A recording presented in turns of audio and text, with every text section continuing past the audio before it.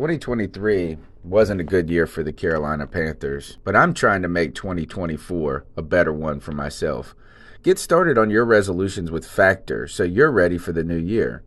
Factor's ready-to-eat meal delivery takes the stress out of meal planning and sets you up for success in the new year. Skip the grocery stores, prep work, and cooking fatigue. Instead, get chef-crafted, dietitian-approved meals delivered right to your door.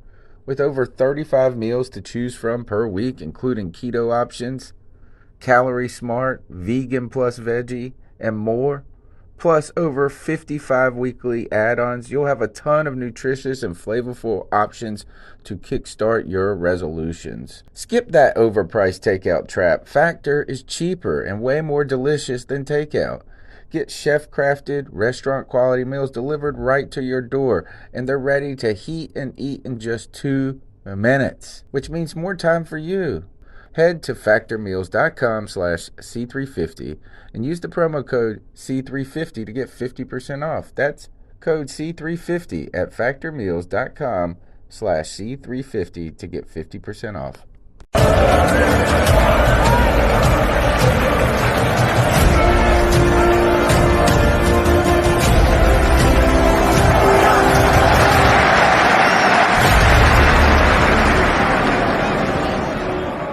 Panther fans unite for a second time. If you knew behind the scenes how ridiculous Tony Dunn is, it's the C3 Friday free-for-all brought to you by CarolinaCatChronicles.com, a.k.a. the C3 Panthers podcast, the longest-running Panthers podcast. And tonight's the show where you get to control the conversation, dictate the terms, as long as you don't show that.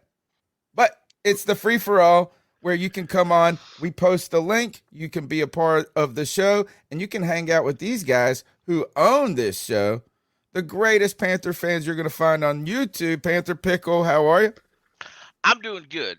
Been a little bit down all week, but it is what it is. It's this time of year, I guess. Or it seems like it's this time of year every year now. But, one of these days, we're going to rise to the top. If you are a Panther fan and you thinking about going to another team, you're going to miss out. Well, nobody really goes to another team. If you do go to another team, you sorry and you want a fan. I mean, I ain't a gatekeeper fan, but you got to weather the storm. Yep. We're on the same ship, hoping to find land sometime. Yep. And boy, I tell you, you weren't the only one that had a tough week. Man, Nick, I got, for probably the first time in a few months, just straight hammered on the podcast last Tuesday. That final hour, all of a sudden, the rum, I was drinking liquor and it just hit me, and I was trying to keep it together. I have not even gone back and looked at it. Tough week for Tony Dunn on the podcast because this team stinks, Nick.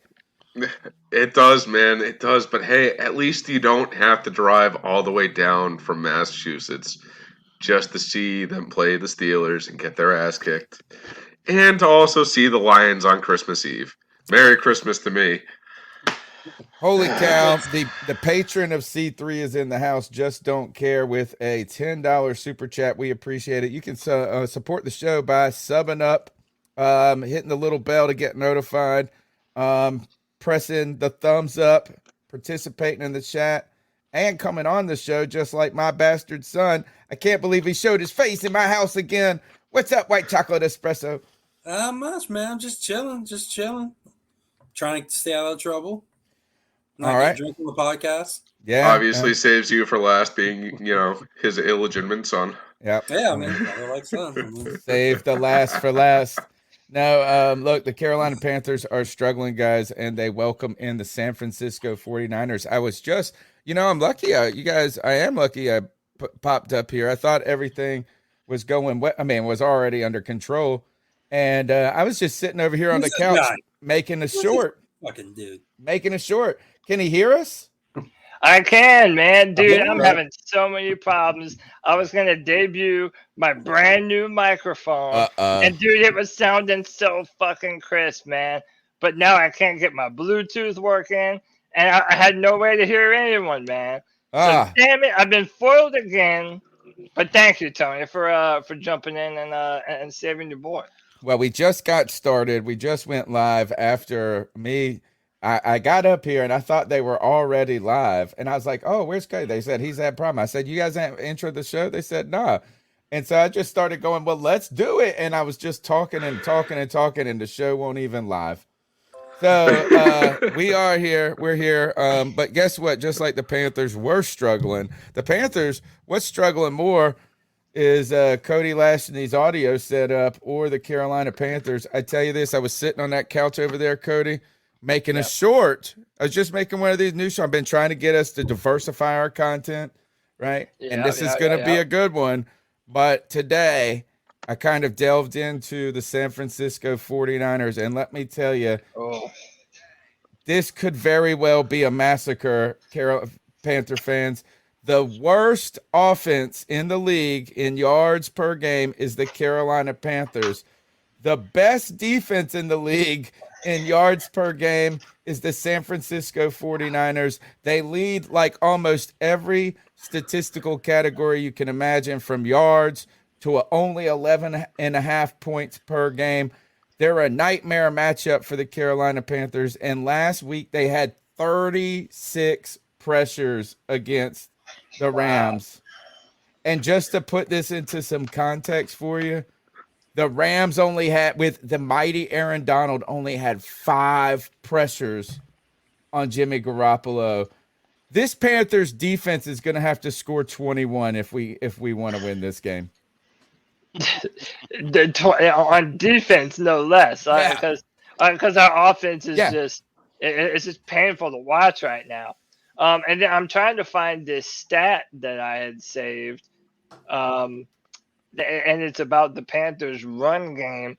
That we're averaging 6 point something yards per carry. Panther fans. Yeah, we're like number 32 in rush attempts. I think we might be last in rushing yards too.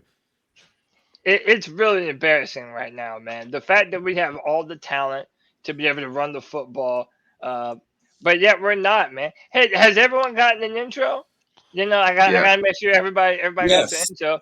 Except for, you and Drew are left.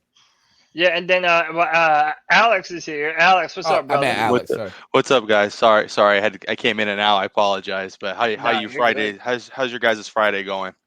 Dude, mine could be better, man. If I could get I was so excited, y'all, because I got my microphone going last night. My voice sounded all crispy and smooth and sexy.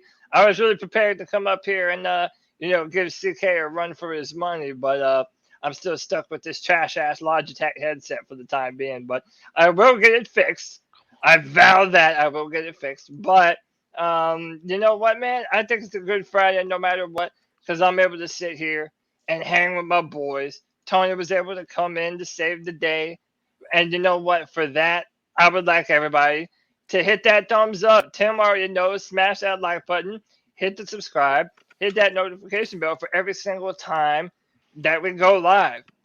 We normally save the breakdown for the end of the free-for-all, but since we're already talking 49ers, I just want to jump into this. Obviously, this is one of the better teams in football.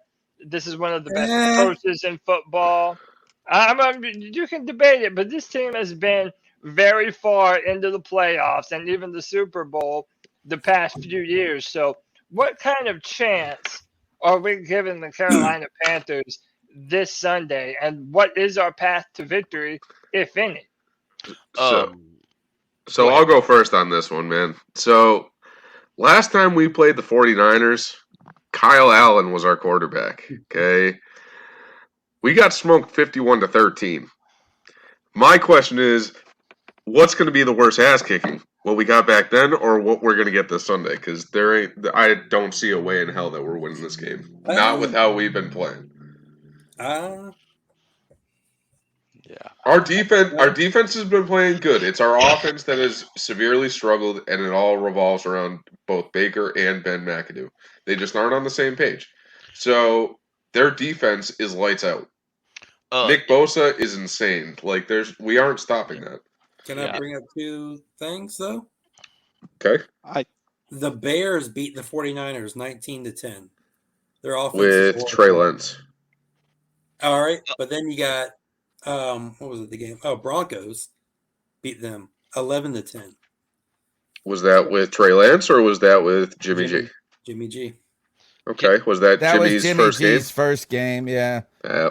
And a division game on the road. The Rams. It was the Rams of last year.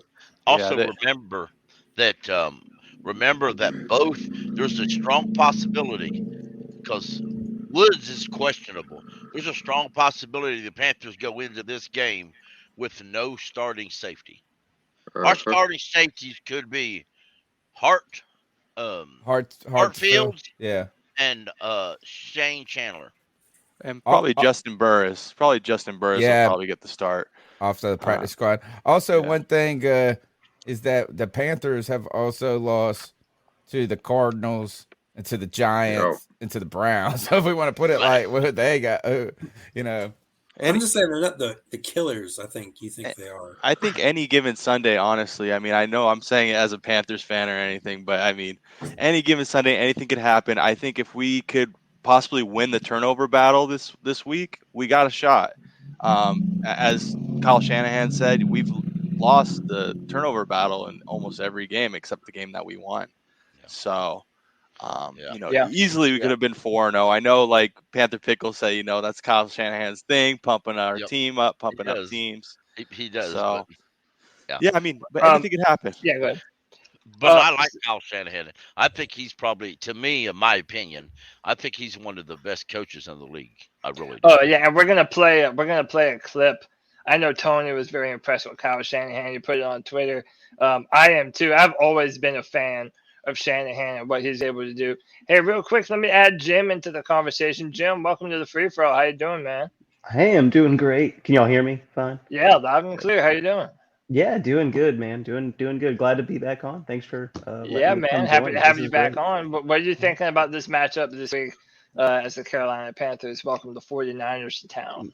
Yeah, I think it's it's tough. I think it's an unlikely day. I think it's wishful thinking to think that the Carolina Panthers offense is going to get the ball rolling against this 49ers defense. As a Browns fan, I saw Baker play against this defense back in 2019, and it wasn't pretty. Yeah, I mean, so look, before this season, Baker Mayfield divided this Panther fan base. Yeah, because there was a lot of people that were excited for Baker Mayfield. And I was not one of them. I just flat out was not one of them. I kind of felt like Baker Mayfield, we were hoping that he would be a marginal upgrade from Sam Darnold. But now we're honestly having discussions about, do we wish we had Sam Darnold instead of Baker Mayfield? Let me ask you this. Baker Mayfield has already had more batted passes this season through 4 games than he had all of last year.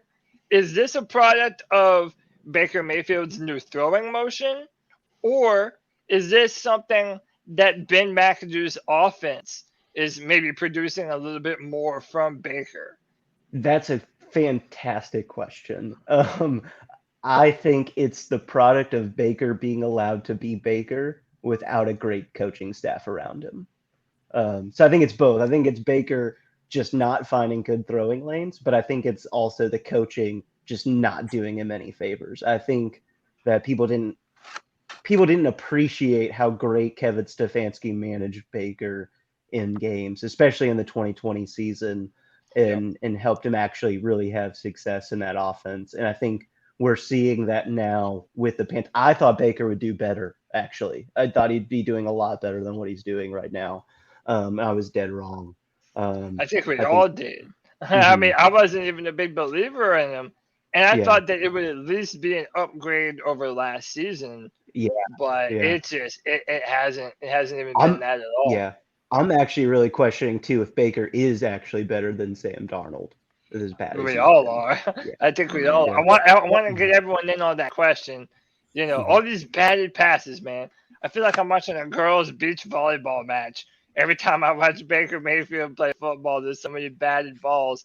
My question is to all of you, is what is going on with the batted balls? Like, do any of you think that our offensive line Needs to start getting the hands down. Like, what is this?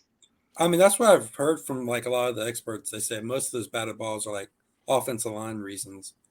But I mean, who was JJ Watt? They call him JJ SWAT for a reason. Yeah, like, that's what he does. He just but that I've heard that too, my friend, and I think that it's a literally combination because there's a guy on ESPN that was on WFNZ this morning. He said it's all because Baker Mayfield's short. Well, I texted in and said that's a moron statement. Get the moron off the show. And T-Bone texted me back and said that's a little harsh. I said it's the truth. I named him all the quarterbacks in the NFL that are shorter or as short as Baker. They don't have that problem. Right. But here's what I think. Baker likes to throw sideways. So if I calculate, if we calculate that in between his height and the fact he throws it sideways, and maybe with the relatively new offensive line, is that maybe all those combination together are working against that issue. I know it's kind of cliche, but maybe a little bit of time will heal that. Yeah. And Pickle, before we go forward, I want to make sure that I get to this, that we're doing our due diligence here. Shout out to Just Don't Care for the $10 love bomb. Just Don't Care. Look, this man is so funny that his name is Just Don't Care because this man cares.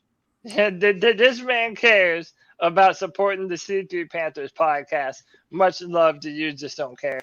And then Kyle with the $2 says Allen and Herbert had led league in batted passes in 2021. So kind of going to what Pickle was saying, that the insistence that it's a height thing is maybe a little overblown. The best part about that, though, real quick, the best part about that is at least he's not 36 years old, and we didn't sign him to a 5-year contract with $242.5 million. Give up, 3 first-round picks, multiple players, and second-round picks. Denver Broncos, you're all iced up. They deserve it. I love it, Pickle. I freaking love it, and they deserve it. It couldn't happen to a better football team. They always used to bring it in, like a Peyton Manning, like bringing someone in to win a Super Bowl. They thought they were going to do the same thing, and the only thing Russ can cook is a pack of ramen, it seems, man. God, that has to be one of the steepest downsides I can remember in recent history here with Russell Wilson. They're talking that the Denver Broncos could make his coaching change before us. How the hell is that shit working? That's crazy. Like, what change are you going to make? He had receivers that were open just about all night, and it's like he's not seeing them, or he's just not hitting them.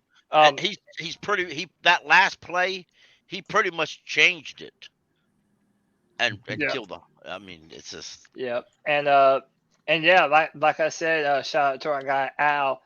He said he just has to slide his feet and not bail out. I've always thought that about Baker Mayfield, that even when he has a clean pocket, you see him drifting. Like he's drifting to one way or another. And it's like if he just planted his feet, made his base, and threw the football, I think you would stop seeing so much inaccuracies. And I think he would actually be able to hit his receivers on time. It's crazy how terrible his pocket presence is. It's awful. Like he runs himself into pressure so much. And I can't tell you how many times I saw him in Cleveland, just in a fine pocket, just all of a sudden get happy feet and start dancing out of the pocket right into pressure and get sacked. There was a play I saw on Twitter. I watched it on 22 this weekend. I almost didn't watch it because it was so sorry, but there was multiple times wide open receiver DJ Moore in the flat wide open. But he had multiple receivers open. He steps back, throws the ball, and hits the back of the helmet of Corbett, our right guard. And you want to reach out, smack Baker Mayfield, and say, "Come on, man!" But no one even saw a scenario where we would be like honestly hoping that Sam Darnold will get healthy soon. Like we were trying everything in our power to get away from Sam Darnold, and then now it's like, we're begging to go back to him. It's just like this Panthers purgatory that we're stuck in, man. It's the same shit with Teddy Bridgewater, dude. Same exact thing. History repeating itself once again. Yeah, it's yeah. So what do you think changes can even be made at this point in time? Like, do they understand that it's time to run the football? Like, what adjustments will be made? Yeah, I mean they need to just run the football a little bit more. I think just run the football, play action pass. Honestly, like as far as like coaching staff and all that, I don't think that's really gonna make much of a difference with the season already where we're at.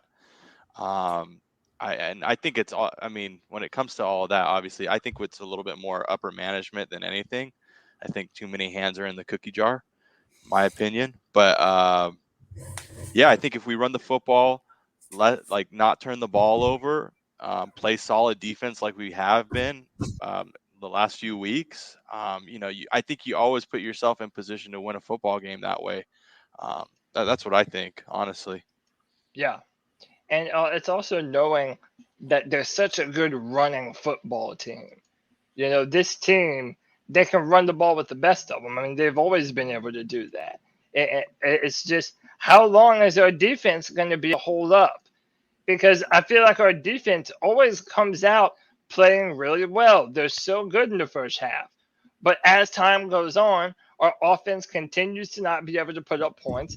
And our defense is just left out there on the field to dry. Like, they're constantly out there, constantly fighting to stop the offense. It's almost like a lost cause. Is there any chance that we could maybe play some complimentary football this Sunday?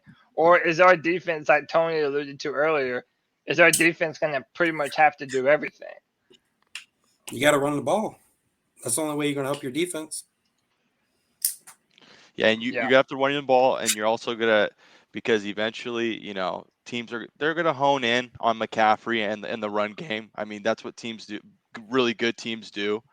So you're going to have to, convert on some third downs. I mean, it's going to have to happen, or you're not going to win any game. So, I mean, try to get those third and shorts, third and twos, third and threes.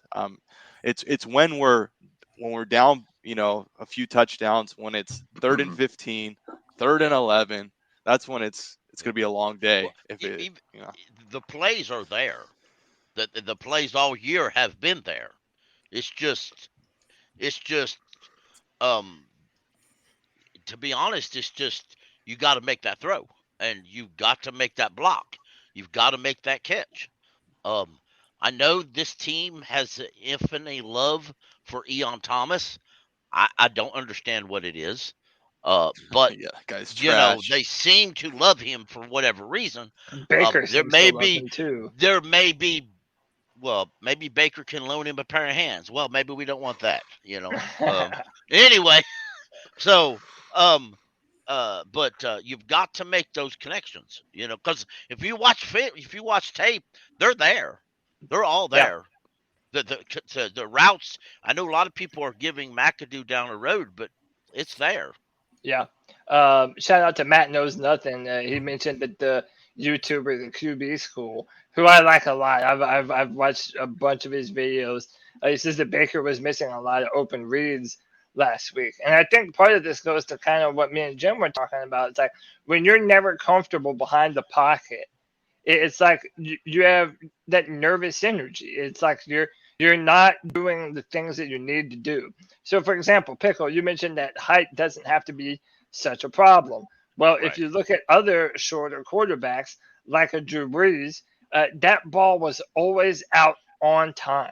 And nothing was more important to Drew Brees than going through his progressions at a fast clip and knowing when to get the football out of his hands.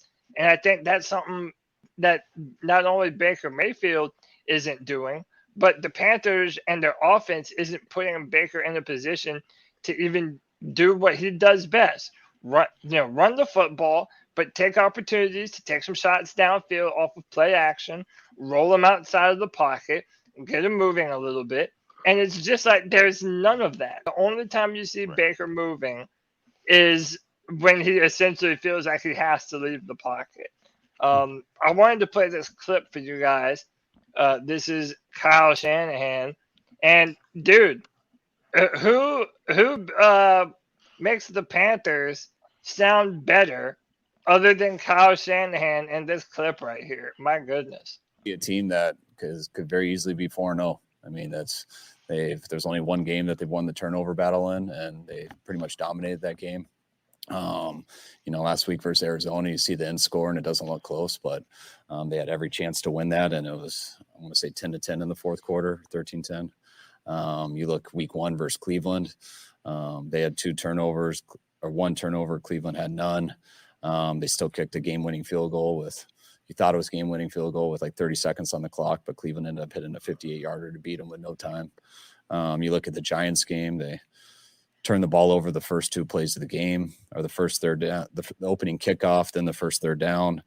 They lost that 19-16, a game I thought they should have won. So you see a team that I think is playing really good defense. I think they have some talent on their offense. They've gotten in trouble just turning it over a little bit, which has hurt them. And I think that's similar to us. So I don't look at their record and think any differently. So is this dude just blowing smoke? Is he being a gracious competitor, Kevin? What's going on? He's being a dick. I didn't think that. Comments. They could have won, but then they turned it over. He had 30 seconds left. When they had the game-winning field goal. Yeah. It is sort of a backhanded compliment, isn't it? Yeah. Yeah, I mean, but I don't know. I think he sounds more knowledgeable than our own coach about what's happened to us. Speak on it. Yep. Speak on it. As a Browns fan here, let's not bring up like the bad calls or maybe bad calls in that Browns game. Let's just avoid that discussion. Look, I believe in there's no other sport. And, I'm not a super fan of other sports, so people might disagree with me. But I believe that there isn't another sport where coaching matters more than football. And you see the difference. I mean, even as a 49ers team, they go back and forth between Trey Lance and Jimmy Garoppolo. Yet this offense rolls. They make it roll. And you understand that a guy like Kyle Shanahan knows what he's doing. And he knows how to break down the X's and O's. He's a game plan guy. He is going to be a part of the reason why your team wins on Sunday. And it's like when you hear someone like him talk, it's like, God, the Panthers just do not have that. To the point where Ben McAdoo, in one of his recent press conferences, was basically saying, Matt Rule, he's just kind of everywhere. He's kind of, just the leader of the football team. He's a delegator. He delegates all the important tasks out to other people that are more qualified than him. When I look at this matchup, I'm like, the battle of coaches is so immense, the distance between the talent level of the two. It's like, I almost think the Panthers are going to need a miracle. After the offenses that we've put up, I really think we're going to need a miracle to get a W at home this Sunday, as tough as that is to say. Luvu's going to need a scoop and score and a pick six in this game. Or 2 of both. Yeah. You know what I mean? We're definitely going to need something. So is everyone kind of already viewing this game as blowout, or do we think that our defense might be able to rattle Jimmy Garoppolo, and maybe our defensive backs might be able to get in on the action? Listen, I don't think we're going to win, but I think it's going to be closer than you think. The 49ers total offense yardage is just 200 more than us, but we have more points per game than they do. Oh, okay. So you think that we can make this kind of close? I think it's going to be closer than people think. People think it's going to be a blowout. Like the Rams' offensive line is 26 right now. So this is slated to be kind of like one of those upset games, like what you're talking about. I mean, I think you could be right, but here's the thing is that it's just our offense has struggled so much and we're playing such a nasty defense. And that's the scary part about it is like, it's just like, I just don't feel like we match up all that well against them. I mean, yeah. I kind of feel like people are going to say that. How about this? Is the line is 6.5? Are you going to take the Panthers and get in the points? I'm not. No. I think they're going to lose. But I just don't think it's going to be a blowout, most people think. So it could be like a 20-13 game. I can see it. I mean, I think you all have a really great defense. So, like, the Panthers' defense is really good. And Garoppolo's not that great of a quarterback. So, I mean, I think he's better than what some people might give him credit for being. But I can totally see this being a close, like, low-scoring game. I could see that for sure. If we could get some pressure on there on that left side, I mean, they don't. Trent Williams is done. The backup, he's hurt. Yeah, that's a good point. So I mean, if we could get some pressure on that side, I mean, the game could be pretty close. I probably wouldn't bet on it. With the +6, I don't know. I probably wouldn't bet on it. But so one other thing too is Kittle has not gotten in. He hasn't eaten at all this season, and like, is he due for a breakout game? And like, can we really deal with like Debo? And then they give us mad problems. But what about they got their I think Trey Sermon's out, so right? The running back. They got Wilson, right? They got they've been killing. They kill it no matter what. Yeah, I don't even think Trey Sermon is on their team anymore, is he? There was one that's on IR right now. Yeah, maybe it's Elijah Moore, or something more. Something more. That's right. Okay. The Panthers are the team that everyone gets right against. We're the get right team. If you've been having trouble passing or running, the Panthers are the cure for what ails you. The Cardinals, they didn't lead one time in regulation this season until they played us. And it's just embarrassing, man. We have to get this back on track. I wanted to ask you this and kind of pivot the conversation this way. Jaycee Horn, career in coverage, games allowing less than 10 yards, 4. Games allowing over 40, 0. So my question to you all is this. How much does Jaycee Horn factor into this game? And there was a lot of debate around what player to take in that draft. Should we have taken Rashawn Slater, who is now hurt for the year? Should we have taken Justin Fields, who isn't looking that good right now in Chicago, albeit with a very bad football team around him? But, dude, JC is balling out right now. And it's looking to me like he is every bit the shutdown corner that we drafted him to be. Do you think JC has lived up to the hype, or are you still wanting to see more versus bigger competition? Tell me what you think. He's only played like 5 games, right? Yeah, we got to see more games out of him before we can really make a decision on that. That's, we don't want to jump the gun. We don't want to be like G Baby and just, throw him out with the bathwater. But so I think he was the right pick for you all too. Yeah. Don't trade Jaycee Horn, right? That's exactly what I am saying. Do not trade Jaycee Horn. Say again. I think the receiving core that we've played so far. I mean, I guess Michael Thomas would be the best receiver he's faced so far. Probably. Yeah, I mean, probably. Jaycee Horn sick. He's sick, locked down. I mean, he's a sick corner. I mean, he's gonna be sick for years to come. Like him, Surtain, those two guys are gonna be some lockdown corners right there for years to come. But was it a great pick? Denzel, I don't know. Yeah. Just like Denzel Ward for us, like I think like the only thing is health. As long as he stays healthy, he is going to be worth the pick you all. I think CJ Henderson played worse than Horn did. Oh, that guy gets burned over the top. I think between the two, Jaycee Horn has clearly proven himself to be the superior And we still haven't really even. I wanted to broach another topic around another defensive back on the Panthers, but staying with C.J. Henderson, like I don't know, it's tough to evaluate players on a football team where the offense is so underwhelming. Because inevitably, like I said, late in games, when your defense is constantly out on the field, you're going to leave room for mistakes like that. And I wonder if we would just see less and less of these mistakes from guys like CJ or Donte or whoever if we actually had an offense that was able to get them off the field from time to time. And it kills their morale, man, when you see like 3 and out. They're like, fuck, I got to go back out there again. Yeah. It's tough. I just think, like, don't get me wrong. I love Horn.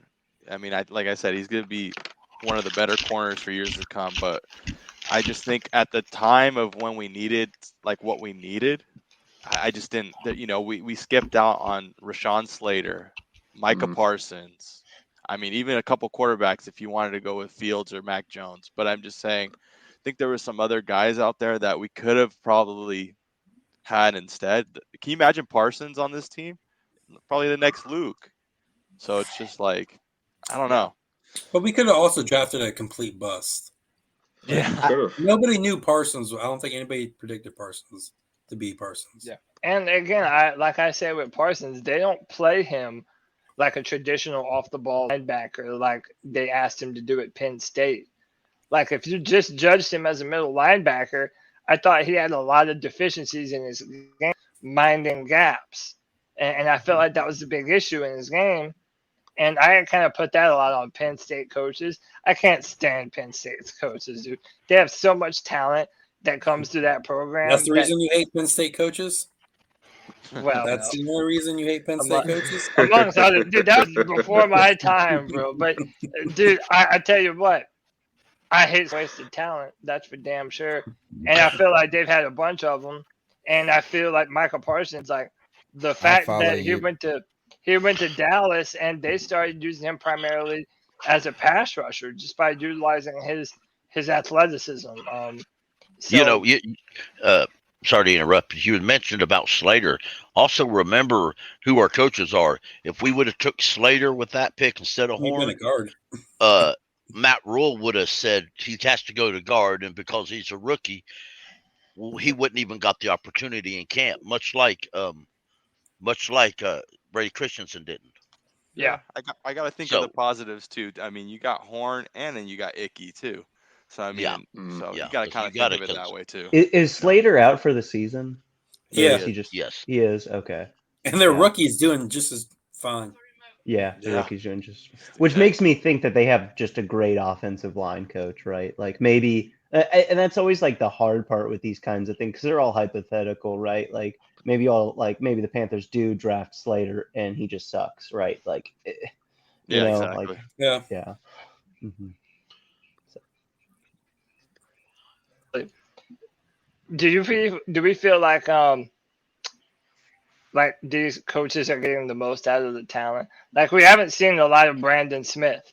Like, are you going to tell me that Brandon Smith is so wrong and the linebackers that you have ahead of him are so much better than he is right now that you can't figure out a way to utilize him on this team right now much more than he is? Like, it's stuff like that that really pisses me off, man. You have rookies that break out for other NFL teams all the time. How come that almost never happens to the Panthers? Almost never. How about this? Rashawn Slater is hurt right now, and his backup, Jamari Sellier, an offensive tackle out of Georgia, who I loved in the draft process, had his way with Aiden Hutchinson in the championship game. And, dude, he's like shutting shit down over there, just like his name was Rashawn Slater. It's like that would never happen for the Carolina Panthers because our coaches just don't divvy out that opportunity for these younger players. I mean, we could have drafted Alex Weatherwood. But that guy sucks. Also remember when we drafted what you got? said players, We did draft Greg Little. They flat out told us that they were developmental players. So we should have took it right off the bat when they said it that these guys weren't going to play. So even if they showed something in practice, Matt Rule falls in love with people he views as starters, and they're there until hell freezes over. I mean, it just is. That's true. If he benches them, it's going to be way up. It's going to be around 10, 13 games into the season. And it's also how we kind of run the defense too. Like, Frankie Louvu's been playing outstanding. He's been playing some outstanding football. And then, you have that veteran and Corey Littleton helping out there as well. So it's just, they don't run a lot of I feel like they don't run a lot of 3 linebacker sets like they did. I feel like it's a little bit more like you're running a lot of more nickel. And then you're also bringing in you're also, who am I blanking on? Jeez. Brian Burns is kind of coming up. Like he's not on the ground, like actually going after the quarterback. There's times he's in coverage. I feel like they're trying different things, and they haven't really, but I agree with you. They need to bring in Brandon Smith. I mean, seeing him in preseason, he's raw. That guy, you got to get him out on the field somehow, some way, something. Yeah. Cause in my personal opinion, Corey Littleton and Damian Wilson are backup or special teams players on 31 other teams in the NFL. Yeah. Yeah.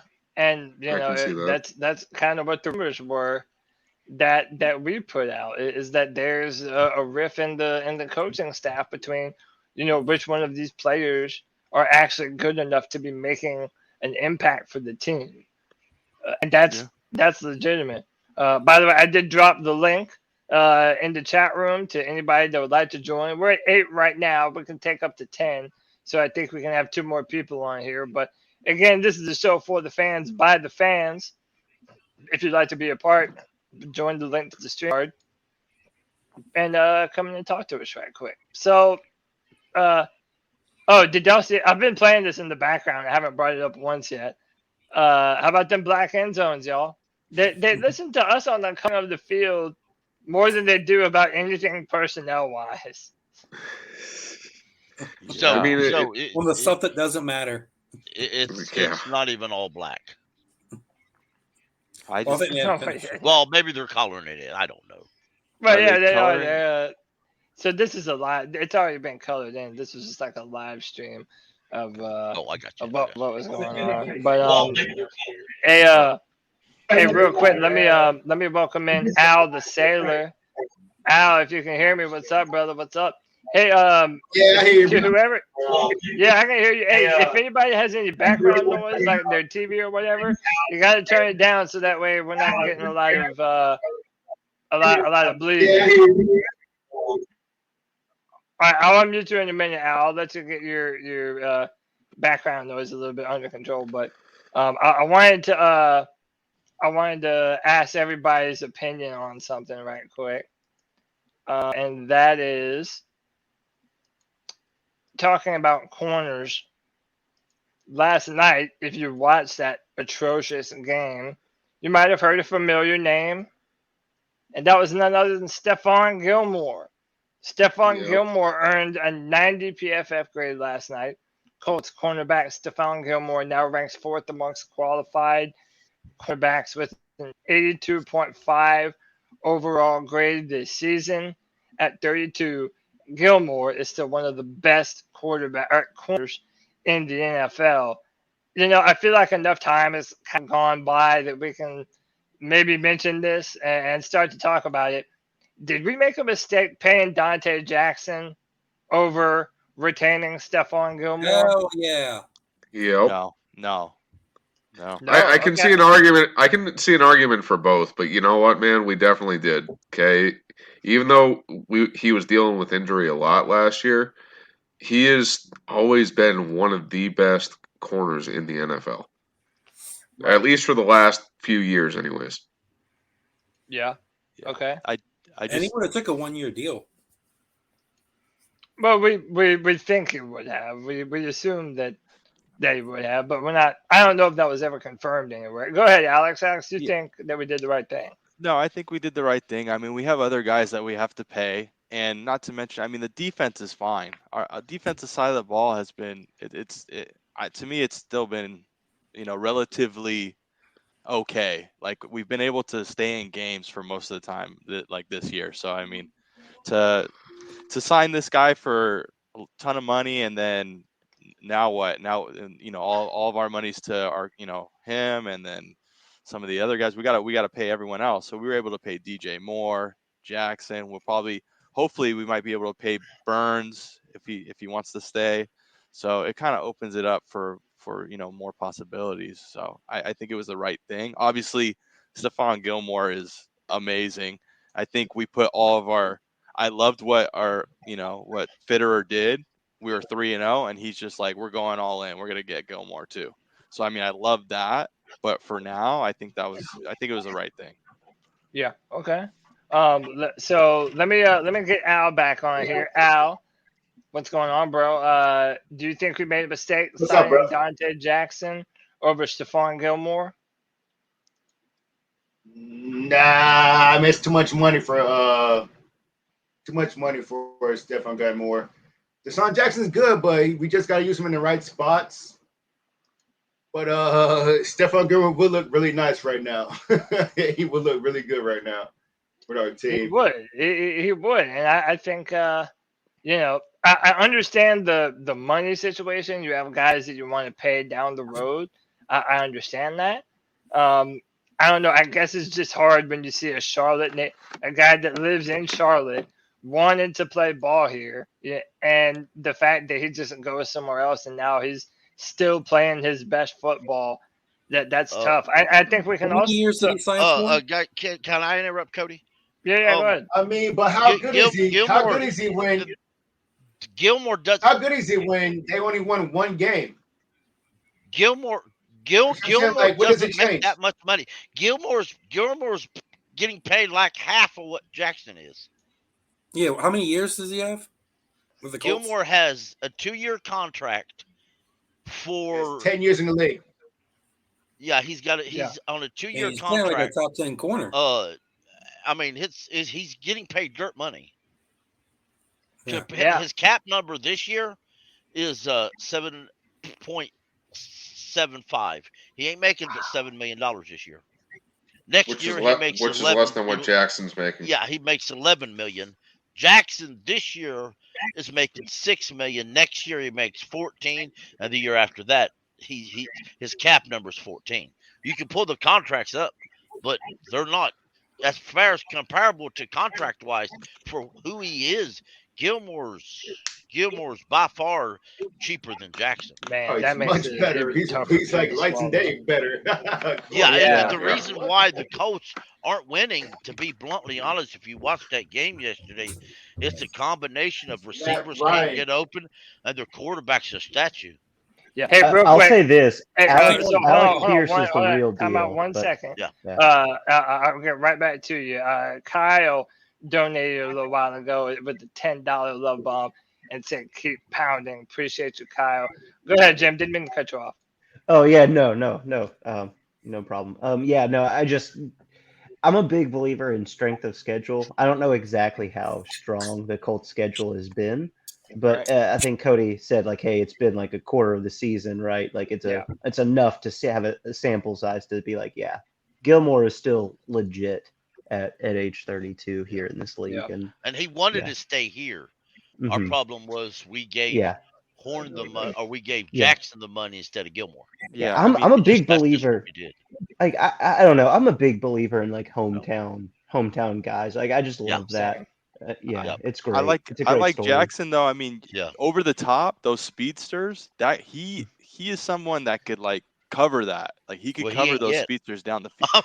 I don't mean to be mean, but he hasn't yet. And we keep saying that. We say that ever since we drafted him, but he hasn't yet. The Colts played so far Texans, Jaguars, Chiefs, Titans, and Broncos. Yeah, they really haven't played much of anyone. Hey, real quick, they we got beat the Chiefs, right? Yeah. Hey, hang on. We got TST in the building. TST, how are you, bro? What's good, my brother? Doing good, man. Happy to have you on. Yeah, man, I'm excited. It's my first time on the show after watching it so long. Oh, appreciate you, man. Happy you can finally come on the free for all, man. So, hey, it's your first time. Jump into it. We're talking Donte Jackson, Stephon Gilmore. No, do you think we made a mistake? No, I don't think we made a mistake. You know, being that we're a young team still and a young defense, and we're looking for the next couple of years to play, I think. And so I think not the age, but we're only seeing the first 5 games with Gilmore. He got burnt yesterday. He didn't just do good yesterday. He had an okay game. He had the winning interception, but he got killed on one play in the beginning of the game yesterday. But that interception made up for it. So I don't think we missed any plays. Jackson's still young enough. He's still contributing. Our defense is not necessarily our issue. We're a bunch of young speed. Our defense is fast. We have a top 10 defense, so I don't think our defense is issues. If we had a little bit more in the interior, that would help, and maybe a bigger middle linebacker presence like we've always had for the last 15 years, maybe that's where I would rather take care of. But offensively, man, we got – I don't feel like the defensive side is an issue at all, Yeah. I think that with the way that we've showed up the last couple of games, if we could just get our offense to score a touchdown or 2 when it matters, get us in the front, I think we'd be at 4-0 for sure right now. We should be. We're not getting blown out. We're losing these games by 2 points, a touchdown here or a field goal there, But that's what happens when you sign a quarterback a couple weeks before our first game, and our offensive coordinator doesn't like him, and we have a coach that's on the last year of his real. Everybody's thinking, oh, he's going to do it because he did it in college. But in college, it's a different story. But I'm a big Baker Mayfield fan. Honestly, I'm not going to lie. Loved him since college. I like his intangibles. I like his energy. I like that. Don't give a damn. Like, kiss my ass. Let's go whoop some ass kind of guy. Like, I like that. He isn't playing the best, but I also think that it's not necessarily on him and how everything's been going. I think our offense is just fundamentally not sound. We're not using anybody that we have. We're not using Freeman. That guy is a 235, 40-pound running back who, when he plays, does good. He gets us those yards. Yeah, we want to use CMC every single time, but we're not using the players that we signed in the offseason that could really give us. Baker Mayfield is not going to drop back and throw. He did great when he got rolls out, when he got real play action, when you run the ball, and then boom, you get to launch it off. Like, he killed it when he does it like that. But when you're forcing him to sit back there in that pocket, and then that's kind of not his style when he doesn't get to roll it out in this offense. This just sucks to see, man. Honestly, sorry for the rambling on though. No, you're good, man. It's the free for all. It's your first time, man. Why don't you get your toes wet? And look, I especially, you bring up Baker Mayfield. That was the perfect segue, because this is something that happened. 2 press conferences? I don't know if he's had a press conference since then, but our guy, Chris Jenkins at Charlotte Vibe, he was asking Baker Mayfield the question of, what can you do? Are there any drills? Are there any things that you can do as a player to limit the amount of batted passes? And I'll just let y'all listen to Baker. Yeah, that's what. Man, slide your feet. Coaches have to give you any suggestions or something like that. It's like staying in the pocket. It's finding windows to throw, getting their hands out. It's the same things I keep saying. Kind of hard to hear. I'll play it one more time. If you have a drill for me, you can let me know. If you have a drill for me, you can let me know.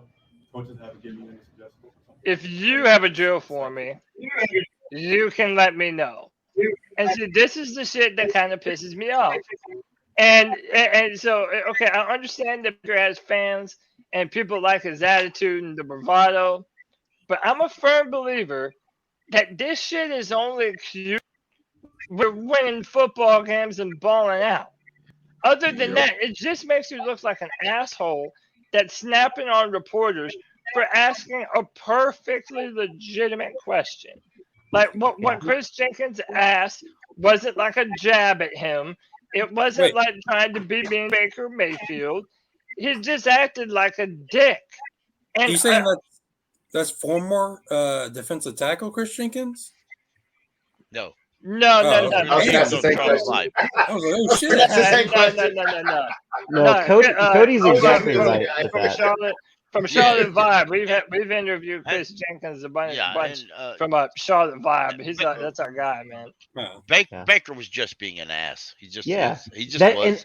And I mean, because no other quarterback. If you put Cam up there answering that question, if Cam would have said that back, it would have been all. It would have been the league office would have got involved with it. Yeah. And it's just he's an asshole. He gets by with it. He always has. And to his knowledge, he always will, because there's nobody in any organization that has got him for that I'm aware of. I will say, how many times did they ask him that question? Like, how many? Yeah, but that's not. I heard that too. Yeah, imagine somebody asking you how you feel every day about it. It's a situation that is annoying, not just you, but your job, everyone on the team, every game is costing you, and you get asked that 1,000 times. It's on national television. But he didn't ask that.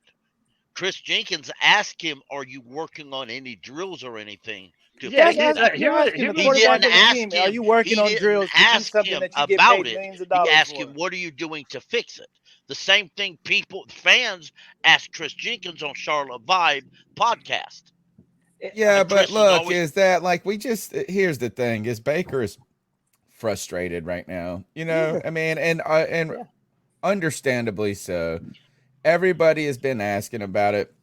He's been bugged about it. He's upset about it. He's frustrated. You saw in that last one, the one on the out where they were talking about the one that just got the fingers.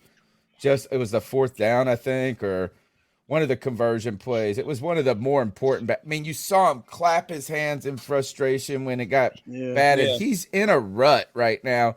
Yeah. Here's the thing is I'm not going to get all like, oh, I hate this dude like Cody is already. Like, like I like when he annoys the shit out of me, dude. I like it that he's upset. Yes. Like if he was just like, oh, it's okay, I mean, now he took it out. It was a smart ass little thing to say, well, if you got some drip, but I mean, who really gives a shit at this point? We're playing football. As a Browns fan, the number of times I've seen this, though, is off the charts, right? Yeah. Like, every Brown fan popped in was like, oh, this is what you get. Yeah, this is what you get with Baker. And I think that's the thing, right? Like, he maybe has been asked this question a whole bunch, and I get it, right? But I think that people have an expectation of this is what a quarterback should be, and that you might disagree with that. Like that expectation that's put on quarterbacks in general. That's a good point. It's there for a reason, though, too, right? And Baker just the immature. It goes back to leading a team. Like he lost the locker room in Cleveland. They need an adult in the room. Well, let's not. Yeah, but the defense didn't like Baker. They really didn't like Baker. I'm understanding. John Johnson didn't like him. Clowney didn't like him, and so and it's things like this. I think this constant not able to hold his tongue, this immaturity that kind of will show up with him, and his snarkiness. And so I'm not a fan of it like Cody. Well, but also like Tony said, he's not gonna jump out hating this guy. It's not even about hating this guy. It's if you listen to how he answers the questions, he's like, oh, batted passes aren't a big deal. It happens. You'll have that. Time to get over it. Well, no, dude, it seems to happen way more to you than to anyone else. And then, it's such an obvious problem that then you're going to be snarky about it and, snap at reporters that are asking legitimate questions. It's like, dude, if you're going to have that kind of attitude, you have to be playing good football. If not, you better say all the right shit and be a good little puppy.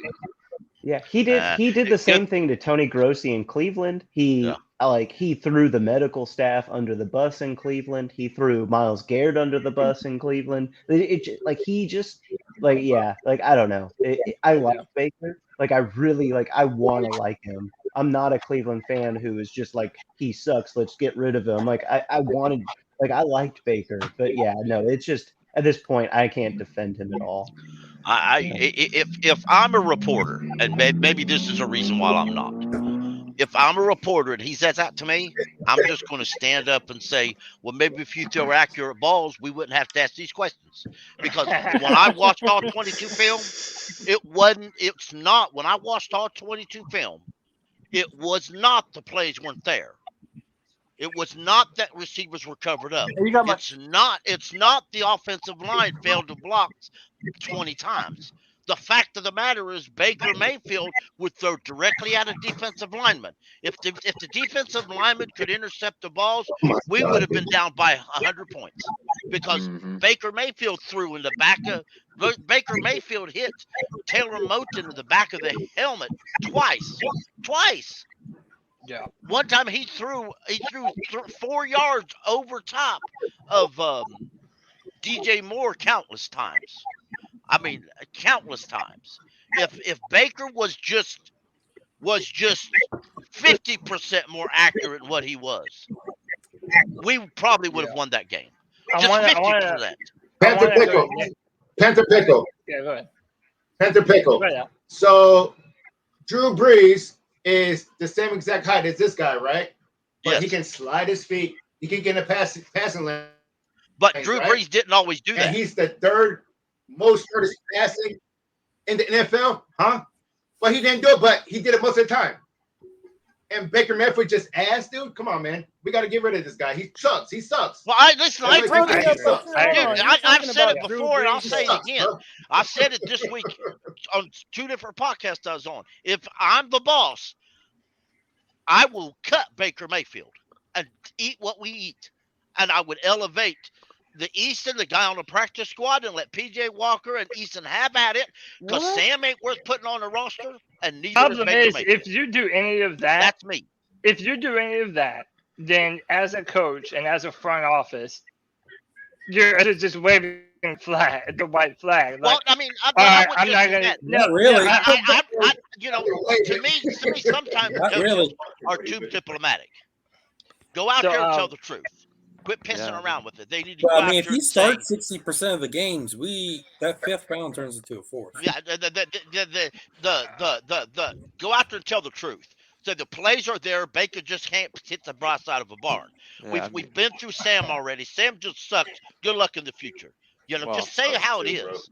The biggest mistake was honestly biggest mistake, and I know we've said it 100,000 times, but the first time they got rid of Cam Newton, that's the thing. You can't get rid of like franchise quarterbacks like that. You don't just cut a guy. I know he's been hurt and all of that, and I know, but the thing is like we never knew where we were gonna go after that. We kind of just cut him, and then we've been freestyling ever since, and it's like hasn't worked out. They did at the time when they cut Cam. They had Teddy Bridgewater on the roster, but which didn't make sense to me. In my opinion, they hired an offensive coordinator who wasn't ready to be an offensive coordinator yet.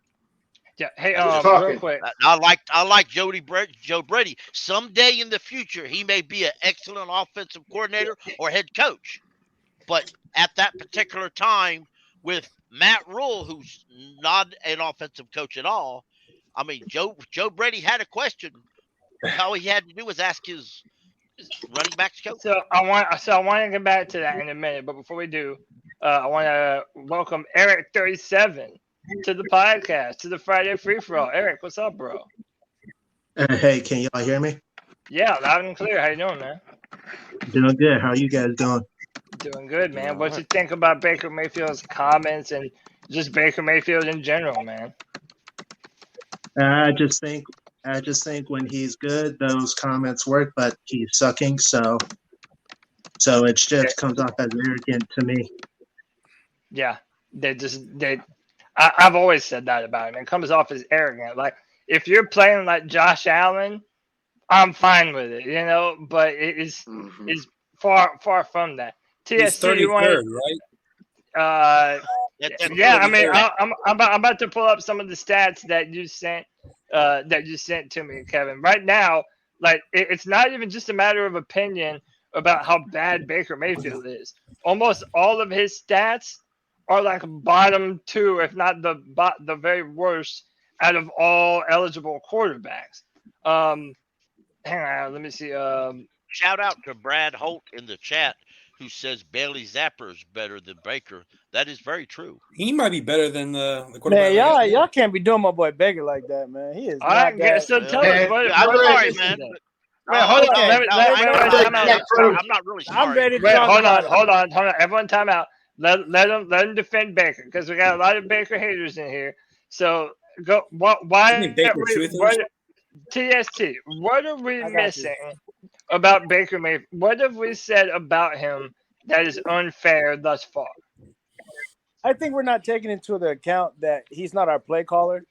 This is not something that what he's doing is not something that is, oh my gosh, we're going 5-13 now because Baker's here. No, it's been an issue before that. We can't put. I got to watch some of the film. I've watched tons of film on Baker. Yes, he makes mistakes, but it's not all on him. There's moments where he's not having time to throw the ball. There's moments where there's no one open to throw the ball. And then sometimes he does make the mistake, like every other quarterback in the world makes mistakes too. Some of them just get to capitalize on others. But Baker's been in this organization, correct me if I'm wrong, less than 60 days. He's learning the offense. He's learning rule. And the way that they're trying to make McAdoo's system does not work. It didn't work. It worked for 1 year in New York at the Giants, and that's why and where was he at then after that? Ben McAdoo is not running the plays that make any of our players exceed any of their talents, whether it's Baker, whether it's CMC, whether it's Donte Foreman, whether it's Moore, whether it's like it's not working, not as a whole.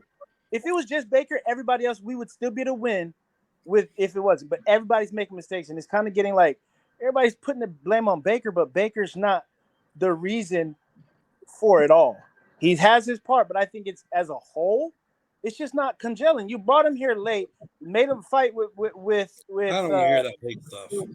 Sounds familiar to me. Right? Imagine getting to a job like that, having to learn the offense and everything, and then competing and not having enough time to play.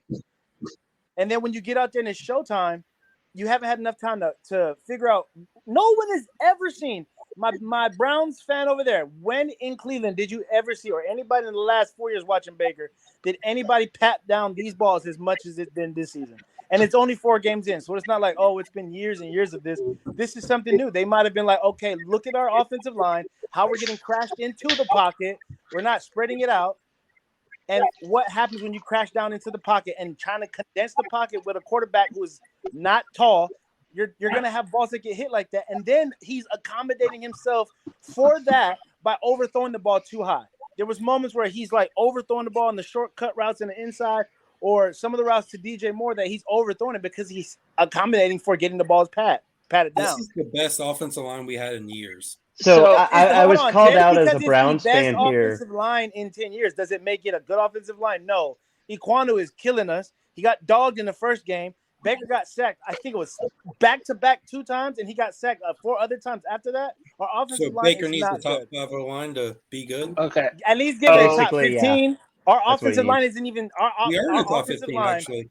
is not good. But hold on. If we're talking about that, so number one, and then I'm going to introduce some people into the show. This is according to ESPN, so don't take it out on me. The Carolina Panthers have a team run block win rate of 74%. So that's certainly an indictment on Ben McAdoo. But the pass block rate, the Carolina Panthers are ranked number 12. So we're in the top 15. This is one of the better offensive lines that the Carolina Panthers have had in the past 4 years. And yet our offense is still absolutely optimal. And so I'm actually going to – we have some more Browns fans in here. Our guy, Big Mike, our favorite Browns theorist, Big Mike has joined us. Big Mike, how are you, man? Big Mike? Well, you might notice I shaved a little bit. What the hell did you guys do to Baker? How'd you break him in 4 games? We got ripped off. Hey, let me ask you a question. because this past Sunday we were actually treated to the Panthers game, and even for a Browns fan that have always liked Baker, I mean, it was hard to watch. I mean, it seems like your defense in almost every game is scoring first. And does it seem to you guys, does it seem that Baker's actually able to call audibles, or is the coach keeping him from changing up the play? Because have they been using Rashad Higgins at all? No. Nope. Barely. He fumbled it. We brought him in for one game. We brought him in for one game, ran a reverse, and he fumbled it right there and got blasted in the process.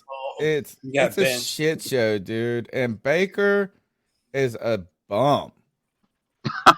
And you know what? He might not be a bum overall as a player, but we got the worst Baker out of every. This is the worst Baker Mayfield. Baker the Yeah. I mean, you guys were talking about Josh Allen. How many coaches has Josh Allen had? How many playbooks has Josh Allen had? How many offensive coordinators has Josh Allen had? I mean, Baker is on. He's had a lot because they've all gotten head coaching jobs. I think he had McDermott and Dable the first 2 years. Question. It's just been Dable. Go ahead, Al. How many has Jalen Hurts had? He had a new offense coordinator every single year since high school. So is Justin Herbert, actually. Yep. Yep, that is true. That is this idea that Baker Mayfield sucks because he's had a whole bunch of different. I'm sorry, your coach doesn't prevent you from seeing Demetric Felton wide the F open on an easy 3rd and 2 rollout that he's right there, right in front of you. It doesn't prevent you from seeing 3 receivers open right in front of you. It doesn't make you throw a ball consistently, not just like in the pocket, but on rollout, wide and outside, very consistently. The guy is always, every single season, had a completion percentage way below the league average, even in his best seasons. Even in his best seasons, his congregate stats were mediocre. Like they were 17th to 25th in the league, somewhere in that range, all of them, besides QBR in 2020, which I don't understand. Just this idea that it's coaching with Baker Mayfield. Yeah, like he's had some bad situations. That's fair. But two things can be true at once, and this is the last sentence here. 2 things can be true at once. He's had bad coaching, and he's also just sucked. Like 2 things. Well, you do know when OBJ got knocked out of the Bengals game that Baker called the offense for the rest of the game. Yeah, he's had some great games, but guess what? And he was 100%. He was 100%. But one of the things that we're noticing is our number 1 wide receiver, who we expected to have a big year this year, DJ Moore, is also experiencing a lack of receptions, a lack of touches, and even when he is open, Baker's just flat out missing him. And another thing that I've noticed from his time in Cleveland to his time in Carolina, he very heavily favors throwing to tight ends. They're like his number 1 option a lot. And I think that that's a tendency with him. He has overthrowing as an issue because, he claims to have a new throwing motion because of the surgery that he had. And look, it's on him how he throws the football. But now I have had multiple seasons where a number 1 wide receiver is coming out and it's like they're looking like they're playing some of the worst football ever because Baker just isn't getting him the football. And then one more thing I want to add here too. A few years ago, we were all clowning on Joe Brady. Joe Brady is so terrible. Joe Brady is worst offensive coordinator. He's an up jump college offensive coordinator. It can't cut it in the NFL. Well, this man had nothing going for him at the quarterback position, a terrible offensive line, and that we continue to see the same results every offensive coordinator that we have. So at a certain point in time, your offensive coordinator is always going to look like trash if your quarterback is not able to distribute the football evenly. So, I mean, I don't think Ben McAdoo. I don't think Ben McAdoo is the best coach in the world, or the best offensive coach in the world. But I don't think that Ben McAdoo, as a whole, is the entire problem. He's not the entire problem, but he has not done any favors for anybody. It's not an excuse. It's not an excuse. These two guys together are the problem. You know what I'm saying? It's like when he calls a good play, Baker makes a bad throw. When he it's like just one or the other. It's never. These two guys are the problem right now. And I told you that we weren't going to be no run team with Ben McAdoo. Well, but to be fair, Tony, Ben McAdoo is doing what you said he would do. He wants to pass the football.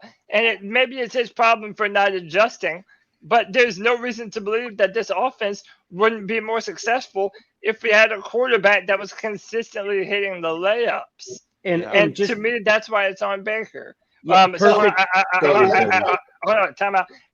So, no. I'm gonna let you go, Al. I'm gonna let Al go first, and then I'm gonna go to Jim. Go ahead, Al. Sorry, Cody, but I mean, so this is where we pay. Sean Payton. You see, because he can scheme up. He can scheme up these offenses that we never seen as a Carolina fan base. You know what I'm saying? You never seen nothing like this, dude. You never seen plays like this. Yeah, we've seen it maybe like once in a while with Mike Shula, maybe, but he had Cam. But now this is where Sean Payton comes into work. That's where he gets his money at. I'm not giving up draft picks for Sean Payton. Well, we're not going to give up. Well, I'll give up a second. We're probably going to have to. No, you're going to have to give up a first. We're going to have to, bro. We're going to have to, bro. We're going to have to pay somebody, bro. And you want to pay. But the Saints will not trade him to a division. The Saints hold the power there. Yeah, that's the thing, though. That's the thing, though, Patrick. That's it. That's the thing, though, Patrick. Well, right, but that's why it might be so expensive that the division rival is just going to drive up and up the price. Like, how many first-round picks is too much? It's like, and another thing, if our quarterback position is not fixed, like, I'm okay rolling with Matt Corral. I think Matt Corral can be a damn good football player. I would like to see him get a chance. But, it just depends on what player, on what coach we're going to get in here. Well, and TSC, I hear you, man, but I think Matt Corral has a far higher talent ceiling than Baker Mayfield by a mile. I think Matt Corral has a bigger arm. I think he's more mobile, and I just think that he's more likable of a person than Baker Mayfield. But we can't hold on. Time out. I want to be fair. I told Jim he can go next. Let's go to Jim.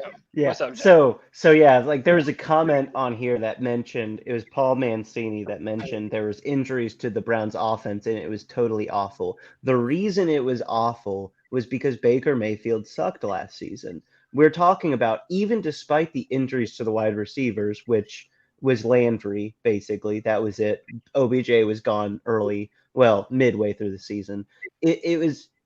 We had more plays with 3 wide receivers open than the vast majority of teams last season, yet Baker still sucked at getting to the ball. And the mistakes he was making, yes, I get that he was injured, but it's the same mistakes that he was making right now when he's healthy, and in 2020 when he was healthy, and in 2019 and 2018. Like, this is who Baker is. Right? This is who Baker is now at this point. And even with our injured running backs, we still had an excellent running game. Even with our injured O-line, we still had like a top 10, maybe top 13 offensive line.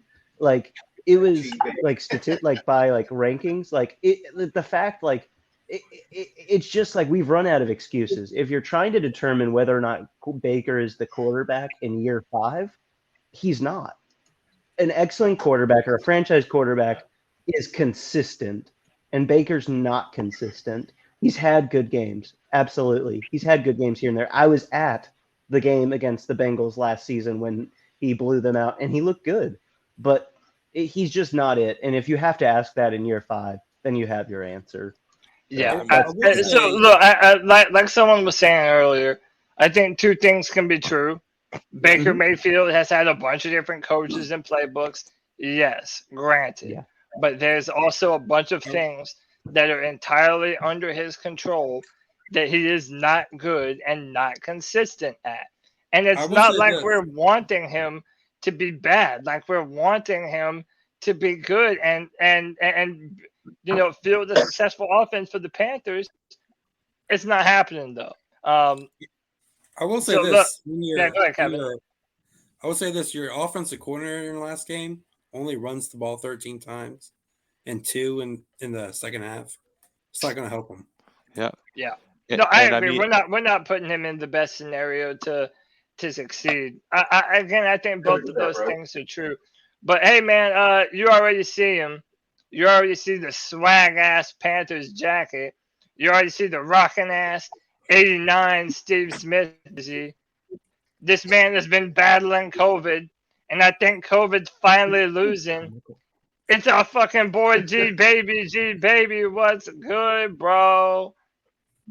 Hey man, can I get my ice up? The man that meant the legend. Here we go. Y'all brace yourselves. I got my impact suit on. Go ahead, G. Hey man, y'all can see me. Draymond Green, bro. Hey dog. Hey nigga, I seen what you did, G. I seen what you did, bro. I caught wind of that shit, bro. Going after a light-skinned nigga that's 4 inches shorter than you, bro. That's 50 pounds lighter than you, bro. You was a straight whole ass bitch, bro. I lost all my motherfucking respect for you, bro. You a fucking straight out clown, bro. How you gonna do that to your fucking teammate, bro? I can see y'all was in the street. He punched him first. Who's Draymond? No, bro, that's a sucker punch, bro. That to KD. Basketball player for the basketball sucker. She's wearing a Steve Smith jersey too. Talking about this. Yo, G got that energy, bro. Hey, no, look, man. Like, hey, hold on. Let me get my one last up, bro. Yeah. Go ahead. Bronco country, bro. Suck my fucking nuts, bro. Y'all deserve everything that fucking coming towards you motherfuckers, bro. How does that shit feel, bro? Y'all are done. I give it 2 years. Before y'all are at the bottom of the fucking barrel every goddamn year, man. Fuck y'all and fuck all y'all fans, bro. And fuck Russell Wilson. They may be done in 2 years, but Russell Wilson still has to be paid all his money because they stupid to pay him 36-year-old that kind of freaking contract. Is he? And another thing, I promise you, there ain't no 32 QBs better than motherfucking Cameron Jerome motherfucking Newton, bro. That's fucking bullshit, bro. I would take him over Baker, man. I know that's everybody's so tired of talking about Baker. I'm tired of talking about Baker, man. It's sad. Let me get mine. Let me get mine real quick, and I'm bounce. Yeah. Go ahead, Testy. Because I appreciate this. This is hella fun. This is dope. I love this, man. Yeah, I appreciate it, man. Hey, Baker Mayfield, like, watch this. Y'all pissing Baker Mayfield off now. Baker Mayfield he gonna beat the 49ers. We gonna win. I'm saying 35-14. Baker Mayfield throws for at least 300 yards. Watch. Can he get 200? Yo, I like that. But I'm saying, ask that Browns fan every time Baker gets. Y'all doubt Baker. That shit happened with Odell. He split. Odell left. What happened?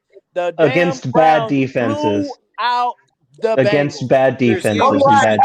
Block that motherfucker, bro. I don't want him on the fucking panel no more, bro. That's okay. He's going to throw 3 picks. I think he's more likely to throw 3 picks this game than throw 300 yards. Every time out. Look, TST, I appreciate you, bro. I appreciate the optimism. We're going to have to see, man. I'll tell you this. How about this? If it takes me telling Baker Mayfield that he sucks in order for him to play good, I'll do it every week. Hey, Baker, you fucking suck, bro. Get mad and start to get dangerous. TST, I appreciate you having me. Good job at Progressive. Appreciate you, brother. I appreciate y'all. Have a good night. Yeah, man. I'll be seeing you again. Come back next Friday. See you, man. Have a good one, man. Yeah, man. So, look, Panthers.com. If you want to make sure we win every game, put me and G Baby and Cody on staff Yeah, and we'll damn sure make sure Baker Mayfield ain't nothing but He mad knows the he rest of sucks. his yeah, life. no, Can, just pissed off. can I all make the one time. plug real quick? Can I make Yeah, go one ahead, plug Jim. real quick for the podcast? Yeah. If you're watching this right now, please like and subscribe because this is great. it. I love it, y'all. I Yeah, really man. love Hit that that y'all do motherfucking this. like It's button and fantastic. subscribe, So, man. this is Appreciate really you, man. unique what you all do. So I Yeah, thank you man. for letting me be a part of And this. oh, I dude, for appreciate sure. it. And look, we Yeah. love having fans of other teams, and especially you Browns fans. Browns have been great all year, coming and continuing to talk about us Well, and talk about the Baker. one thing about the Browns fans, I wish they would just get the story right. They have no idea what happened in Cleveland. Okay. Absolutely nothing. But I mean, when they found out that Odell, Landry, and Mayfield collaborated to get the fuck out of there, that's when things went. I mean, you're talking about Baker's last year in Cleveland.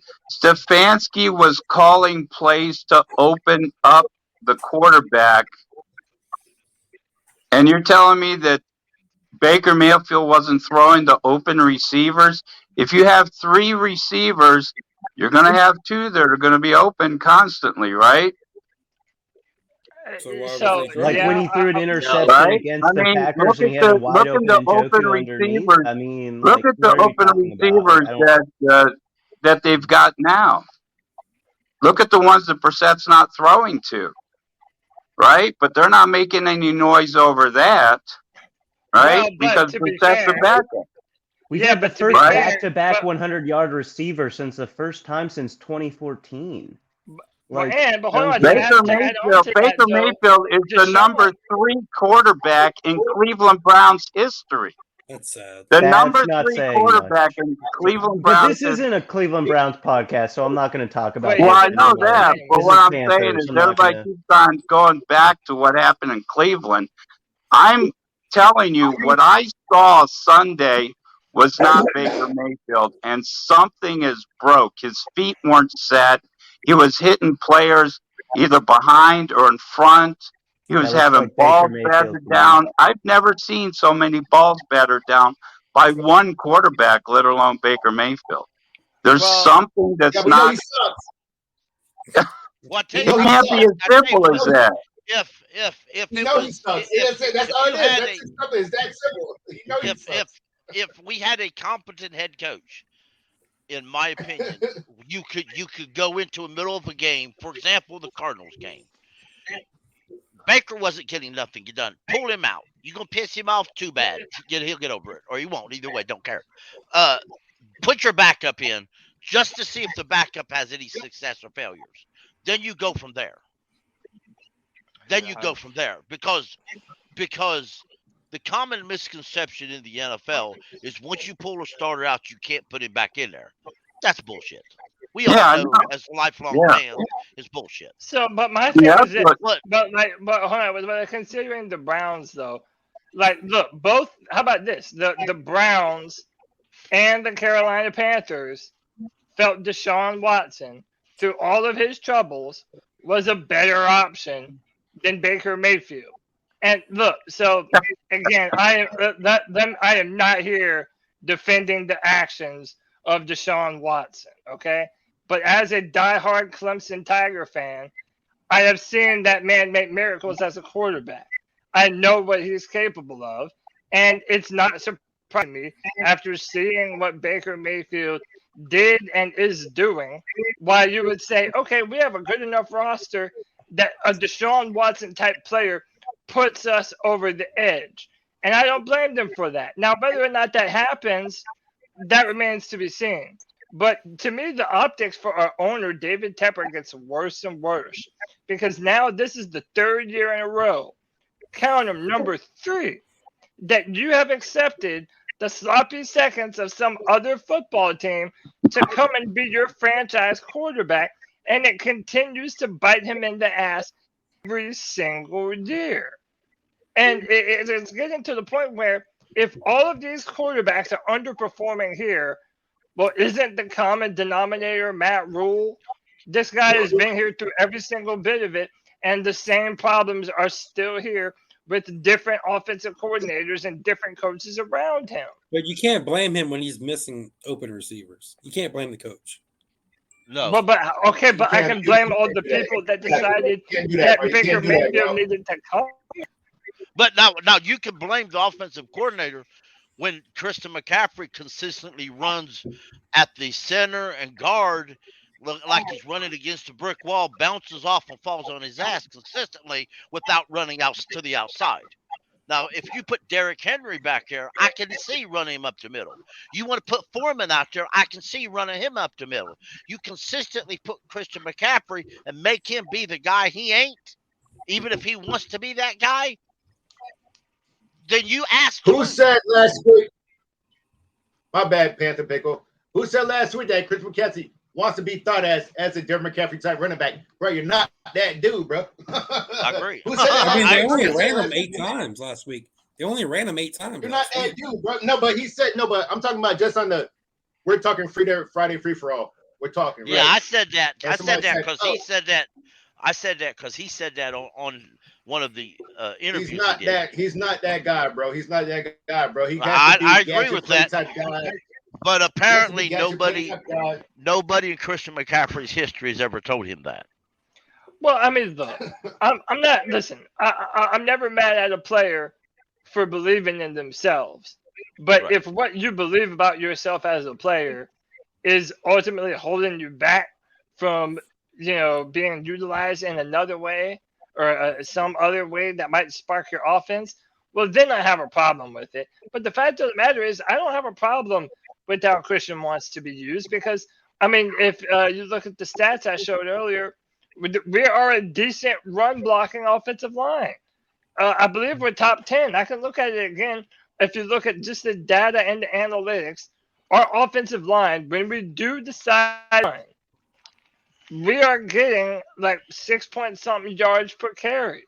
So that's where I understand the criticism on Ben McAdoo. My question is this: like, We're what? 6th in the league. Yeah, we're 6th in the league. Like that. And can you imagine a scenario where the Panthers' offensive line was almost top 5? And only ran the ball 13 times. Wait. Yeah, go ahead. Also, on NFL.com, Christian McCaffrey is the 3rd-ranked running back this season. It's Nick Chubb, Saquon Barkley, and then CMC. Just Where throw that is out there. John Fox when you need him? Yeah. Oh, Lord. Where's John Fox when you need him? Well, wait a minute. He's help coaching the Colts. Where'd you say Nick Chubb's rated? Number 1. On NFL.com, they have him rated the number 1 running back. Saquon is 2. Christian McCaffrey is number 3. Okay, then why did Stefanski throw the ball 3 times on the goal line that doesn't use Nick Chubb? Is that Baker's problem? Is that Nick Chubb's problem? Hey, hold on, unrelated to Baker Mayfield. That's a non sequitur. It's a logical fallacy. It's fallacious reasoning. That's all. We're talking about players worse than coaching. Stefanski lost the game against the Falcons game to say Baker Mayfield was not the problem. It's fallacious. It's a non sequitur. It's an error in logic. That's all I got to say to that. Moving on. No, we're talking about coaches versus players. Coaching versus players. Wait, but hold on. This is what. Wait. Time out. This is what I'll say. I'll say that either or Nick Chubb. If you're talking Nick Chubb or Christian McCaffrey, you're talking about 2 premier talents. Whether their coaches are misusing, whether their coaches are misusing them. I don't know. I can't speak to the Cleveland Browns. I'm not watching the Cleveland Browns. But I know a few things about them. I know that they run the football very well. And I know that when you put the ball in Nick Chubb's hands, he makes magic. Okay. I also look at this team right now, and I see that we're barely running the football. We're barely doing it. And Christian McCaffrey is up there with Saquon Barkley and Nick Chubb. So again, there's this disconnect between Baker being the problem and everyone else around him being the problem. And Cody. knowing that we have upgraded this team so thoroughly, I don't know. My eyes don't lie to me. I see a lot of the same from Baker Mayfield. I'm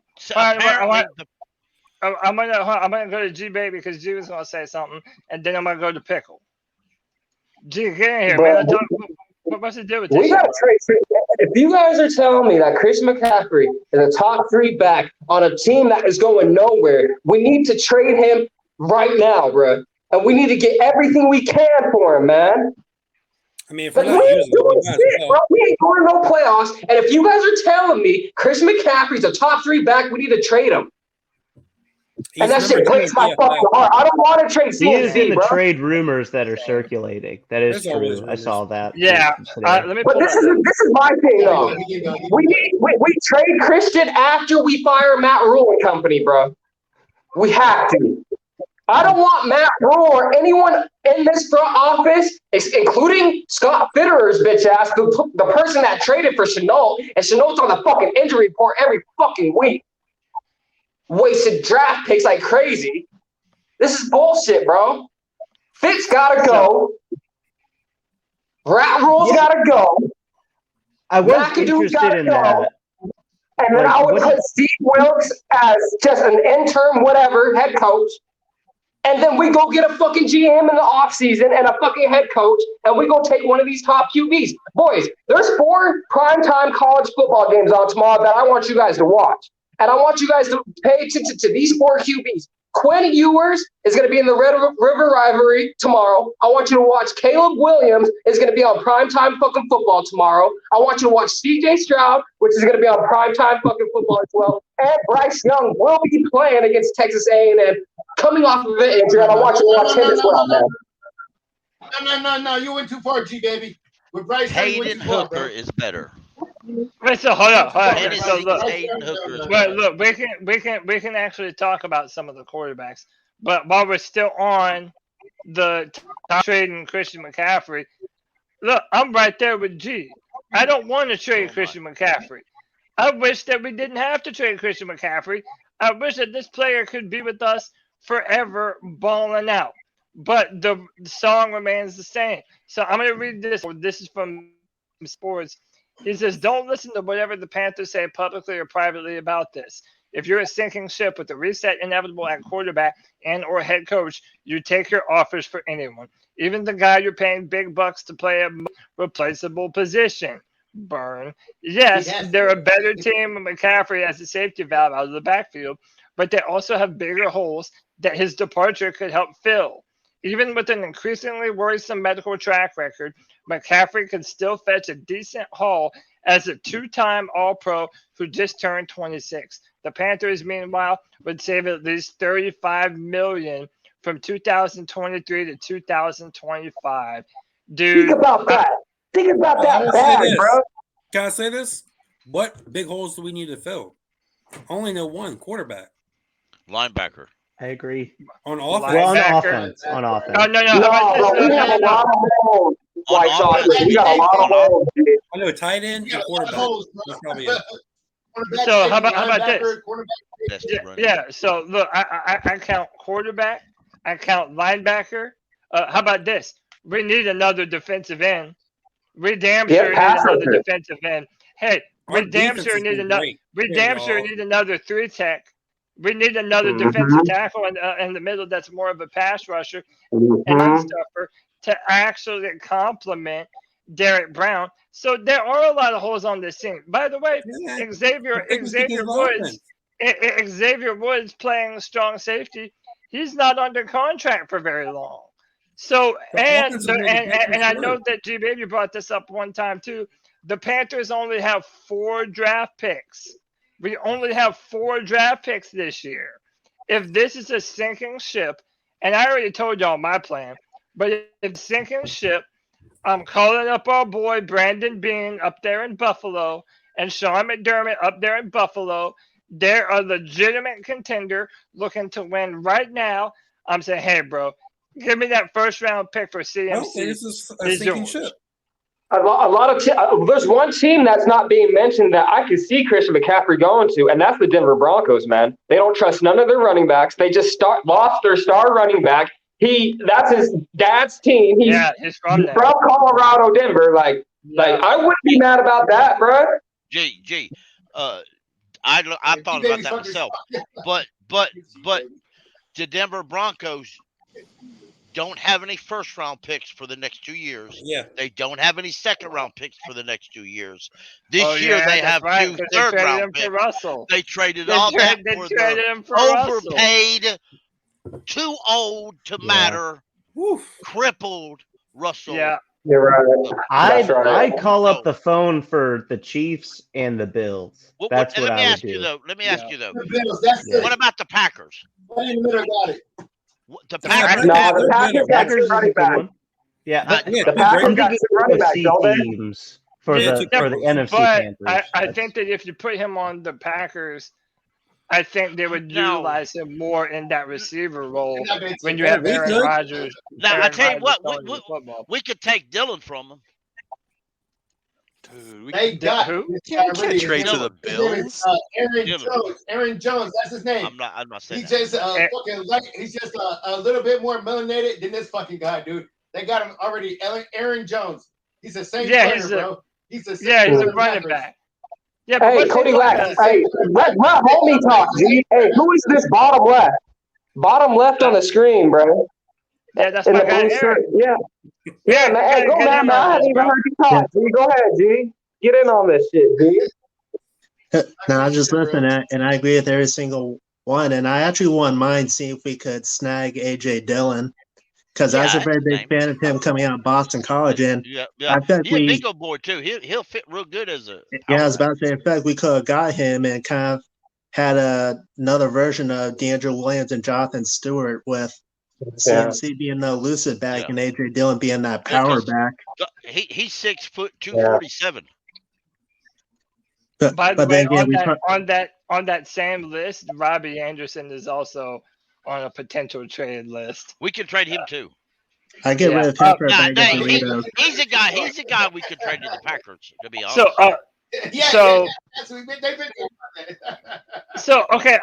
We normally have people on here that are like diametrically opposed to trading Christian McCaffrey.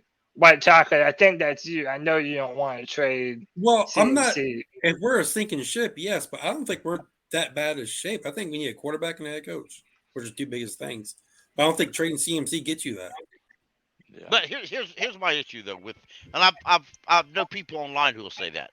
On Twitter, they often say that. I understand that. Because if you look at the overall talent, I might agree. But a new head coach, I think it's going to be hard to find a head coach in the NFL that's going to come here and say, okay, I love your team. We're going to get us a quarterback. We're going to dot some I's and cross some T's, and we're going to the Super Bowl. Most by the time you bring a quarterback, a head coach is going to bring his own offensive coordinator, his own defensive coordinator. They're going to have their own ways they want to do things. Yeah, I mean, you'll get a per se. You get a coordinator comes in and says, okay, I don't like this guy over here because he's too flashy. He's going to say, okay, that's, Brady Christensen's nice, but he's not a starting offensive lineman in my book right now. So, they have their own ways of doing things, what they want to do, their own systems they run. So you never know what a new head coach may come in and say, okay, everything goes. Head coach may come in and say everything stays. Well, that's why I interview with the GM. Can we trade? Well, yeah, but that's the question, though, Kevin. Let's be really honest. Come time to hire a new coach. Who's going to hire a new coach? Who's going to do the hiring? It's got to be Scott Fitzer. Can we trade CMC? David Tepper. David Tepper did it last time. The first round pick for Sean Bean. What is his name? Sean Bean, Scott Bean. What is his name? You're looking at the last pick in the draft. No, man, we're gonna win. Like, we're not gonna win that many games this year, anyways. We might as well just like we said, end of the year, get rid of everybody, clean house. No Baker, no Sam Darnold, and you get your head coach in there, and then you get a new quarterback, whatever quarterback he wants to go with in the draft, and then rock it with that. I mean, I don't see why you need to trade everybody. What quarterback? What head coach do you think you all should get next? That's a whole other. That is kind of another segment there. No. It's not like it's not relevant. It's a lot of the names mentioned are like Sean Payton, Dan Quinn. You know what? I actually did. I can actually I can pull up the thing I found today about there's Vegas odds already for who the next Panthers head coach is going to be. What do you guys think of Kellen Moore? Fuck no. I think he's a good play caller, but as a head coach, it'd be questionable. What is done with Cooper Rush? What about the OC from Philly? Cooper Rush. Hey, Mike Tomlin will be available next year. Mike Tomlin ain't going nowhere. He ain't going nowhere. I wouldn't even mind bringing. So look, these are the odds. These are the odds in Vegas. Oh my gosh! Why would we trade a first-round pick for a fucking coach, bro? No, don't do that. I will lose my fucking mind. If we trade away our first-round draft pick for a fucking head coach, no, we'll be trading CMC for the head coach. So don't do that either. I'm not. Come on, man. Yeah. So, I mean, y'all are missing out on an important topic here. Let's be real. If Scott Fitterer and Dan Morgan are told they are doing the hiring, and Tepper wants to stand back out of the way, you all know who they're going to call. The guy they work closely to in Seattle, and that's Dan Quinn. Dan Quinn. That's fair. Scott Fitterer's got to get the fuck out. What about Eric Bieniemy? What do y'all think of Eric Bieniemy? Time out. I think he's the lead. I think he should be the one at a time. I would say I'm very tired of not having an offense, or I'm tired of not having a coach that can call plays. Mm-hmm. Now he might be able to do it on defense, but Dan Quinn, sorry, I'm gonna pass on the coach. I'm gonna pass on the coach that authored one of the worst chokes in Super Bowl history. No, who called the plays? I think I'll pass. Who called the plays? Shanahan. Somebody named Shanahan. Your most beloved guy. Your most beloved head coach, Cody. Yeah, but I'd rather have Shanahan than Dan Quinn. I tell you what. Let me throw this out there. Okay, if we have to trade these players, let's do this. Let's offer Robbie, CMC, and this year's first-round pick to the 49ers for Kyle Shanahan. Hell no. It's not going to happen. No. I mean, it's a fun exercise. I think it's a fun thought game, but it ain't going to happen. So, Jim, you asked about Eric Bieniemy. I like Eric Bieniemy. I wanted to hire Eric Bieniemy the first time. Now there's all this back about he actually does or doesn't call plays for the Chiefs. Is it Andy Reid? Most people in that building say that Eric Bieniemy is the play caller, that he's the one that's calling plays. I would love that. I think if you paired this is the dream scenario. Imagine if you were able to draft a guy like CJ Stroud in the draft and pair him with an Eric Bieniemy.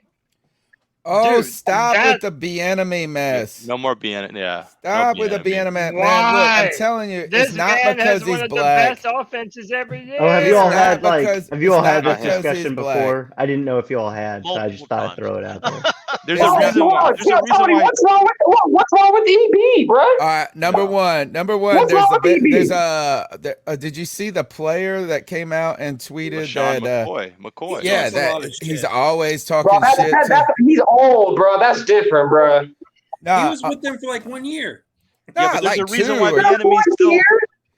There's a reason why he's still the OC. There's a reason. And he's not the OC. He's a fake. It's like saying that Joe Brady was when you he's passing game coordinator of the greatest offense in the history of fucking college. So he just stands on the sidelines and just scratches his ass. Yes, the mastermind is fucking Eric Reed, dude. There's a reason Joe Brady's name. I mean, I said Eric Reed. Andy Reid. There's a reason Joe Brady's name fell out of favor. There's a reason Eric Bieniemy's name fell out of favor. I'm telling you, that's not the answer. He's riding a coattail of somebody. It's like getting somebody from the Belichick tree. You just don't want none of them cats. Now I want to go back. Andy Reid. Andy Reid has coaches that have actually made it in the NFL. Yeah, let's talk about one of Deuce Staley. I'd rather have Deuce Staley. I want Deuce Staley. Yeah, I would rather have Deuce Staley. There's some rumors going around online, like all there always is, because the Colts are kind of on losing season right now. That Frank Wright may be on the hot seat. Would you take Frank Wright? Fuck no. You know, we do have a connection. We do. Frank Reich used to be a former Panther. The first quarterback to ever start for the Carolina Panthers was Frank Reich. I want to go back before we get on this. Can we go back, circle back to the Christian McCaffrey thing for a second? Sure. Yeah. Did y'all mention Philly? What about Philly? They got Miles Sanders, dude. That's the team, dude. Yeah, I think Miles Sanders is like a top 5, like in rushing yards at least. Isn't? So they're 5. They got Miles Sanders. Okay. They're Gucci. Okay.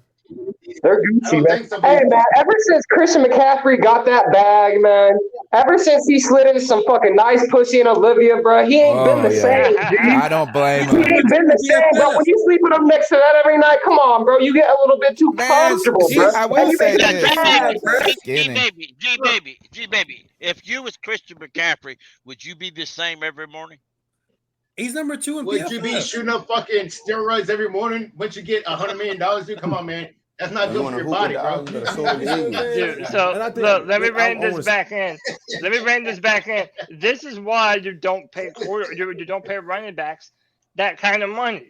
You're right. Because it's And we've gone through this shit with D'Angelo Williams and Jonathan Stewart, so we should have learned our lesson. Yeah. Right, Oh well. The same guy, the same GM who gave Jonathan Stewart and D'Angelo Williams their check is also the one who gave Christian McCaffrey the check. Hey, Cody. They got 1,000 yards in receiving yards? Cody, did I tell you I got the G Baby button? No, you got a button? Bruh. Bruh. You know you can sue him, right?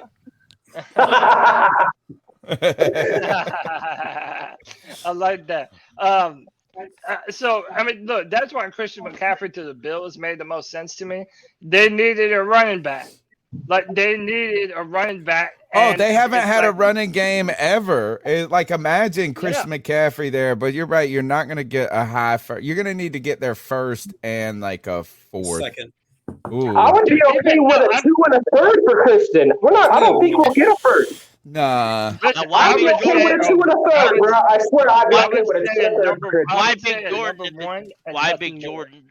I think you asked for a first, willing to go down to a second. That's my thought. Yeah, I agree. Now, there are rumors that this offseason, the Bills called Scott want to trade for McCaffrey.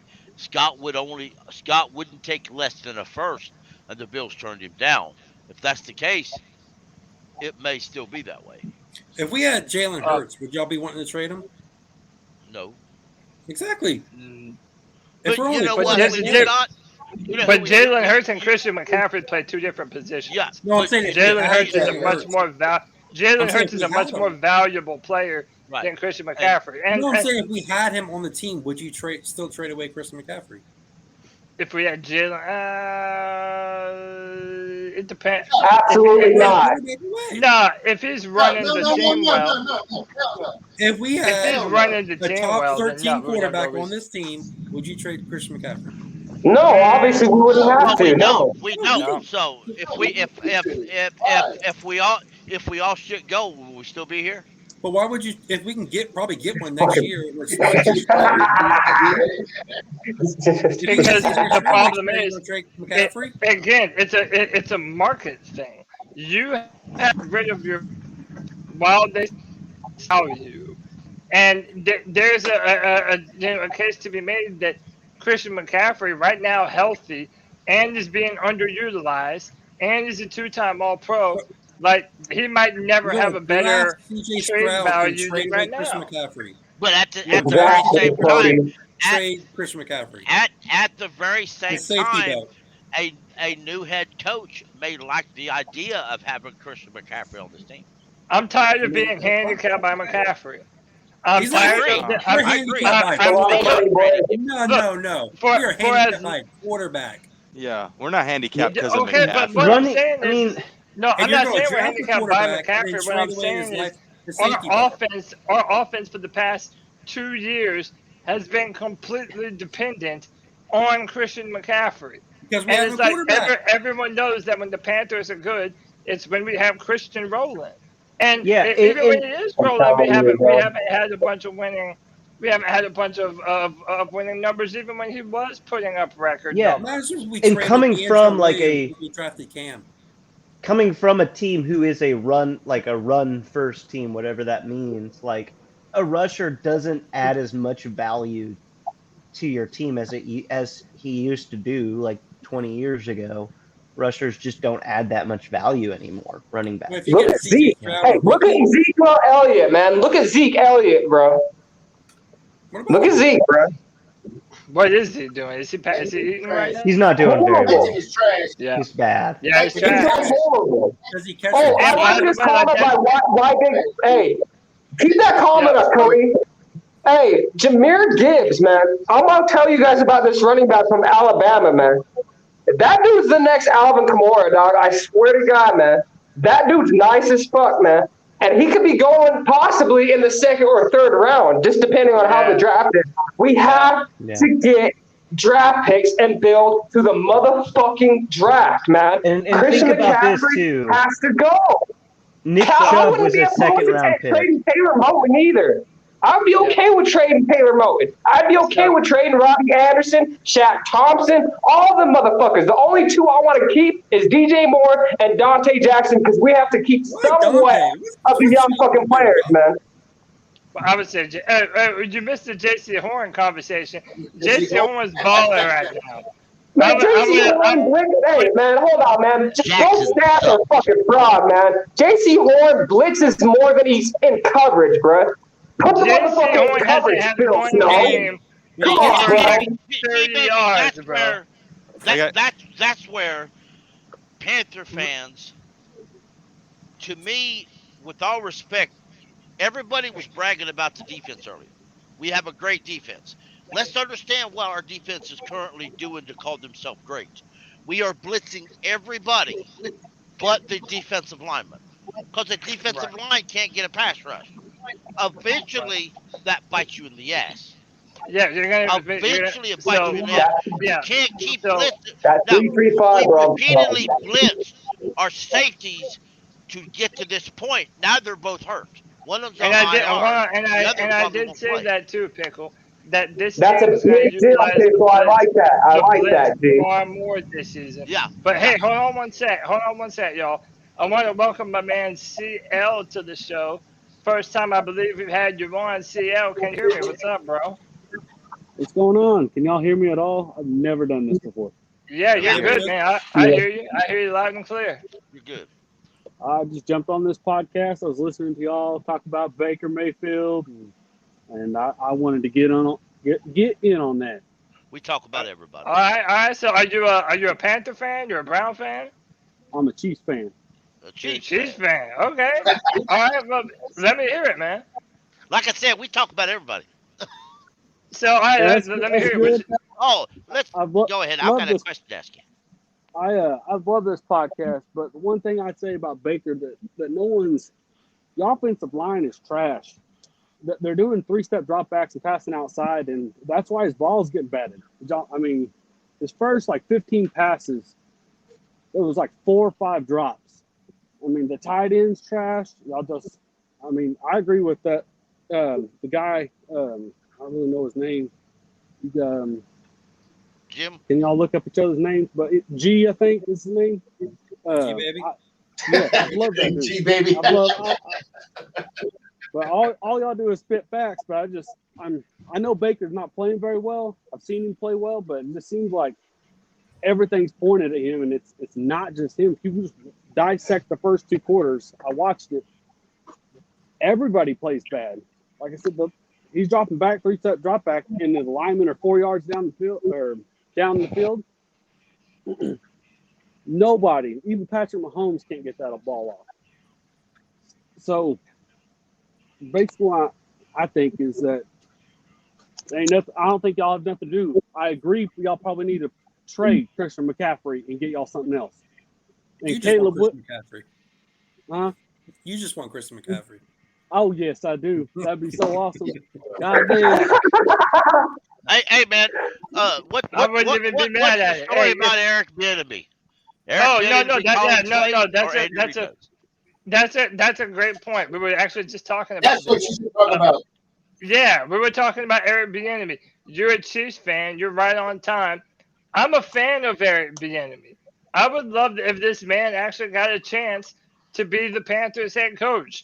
What do you about Eric Bieniemy, and why hasn't he gotten that coaching job yet? I think they're trying to. I think they just want to. I don't really know why they haven't got a new head coach. They need an OC to me because his offensive schemes are horrible. For the Chiefs. For the Chiefs, I think we're fine, but yeah, that's what I'm talking. Yeah, that's what I'm talking about. I'm talking about Eric Bieniemy, the offensive coordinator for the Chiefs. A lot of Panther fans would like him to be our new head coach. So, do you think that Eric Bieniemy is worthy of being a head coach? I think anybody other than Matt Rule right now. I don't know how Matt Rule got a job in the NFL. He's a troll, dude. He's a troll, dude. All right, hey, that's his opinion. Go ahead. I don't understand how we we're gonna G Baby said. How many games you said we're gonna win, G Baby, this year? You said 2, right? I said 2 fucking games. You said 2 games. I got clowned for it. So no, and yes, you did. You did. But the thing is how are we gonna trade everybody? And I just don't understand why we would trade everybody. And if we're already gonna win only 2 games, I feel like the team's already pretty bad in itself. So let's just see what we could get in the draft this year. If we could land a solid QB, I think that changes everything. Just kind of like how Cody was saying. I think getting a franchise QB covers a lot of flaws on a team. I don't think this team's that bad though. What quarterback do you want to see the Panthers draft? If I can just throw that out there. I think CJ Stroud. Either Stroud or Young. Bryce Young. Yeah. I want Bryce Young. One of those. Okay, beyond those two. I mean, those are pretty obvious. I don't want Bryce Young. No Bryce Young. I don't want Bryce Young. No Bryce Young. To me, Bryce Young is he's no taller than Baker. And yeah, I agree. I'm not sold on He's 194 pounds. So he is literally 194 pounds. There's Caleb Williams out of USC, and there's Quinn Ewers out of Texas. Yes, and I do like Hayden Hooker for Tennessee. I also like. I like him too. I like the Ohio State quarterback. What's Stroud? Levi? CJ Stroud. CJ Stroud. No, not the Ohio State quarterback. Levi. Who's he play for, Cody? Will Levis. Yeah, Will Levis. Kentucky. Levi.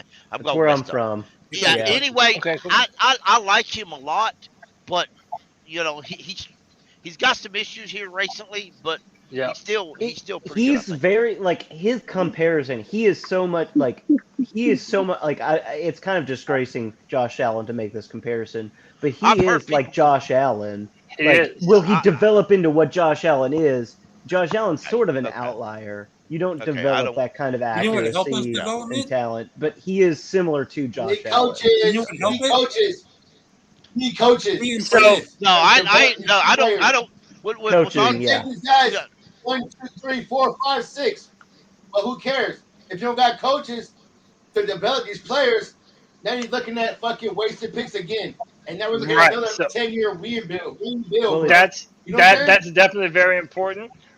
What I'll say is this: right now, to me, the most complete quarterback in this draft, and I haven't done my evaluations. I'm the Panthers analyst for DraftTech.com. If you say DJ, I love the draft. Right now, C.J. Stroud, that's my number one quarterback in this class, just because from everything I've seen from this man, he does everything at the highest level. He's very Go watch a C.J. Stroud interview, boys. Yeah. Go watch him talk. Yes, baby, you stole the words out of my mouth, bro.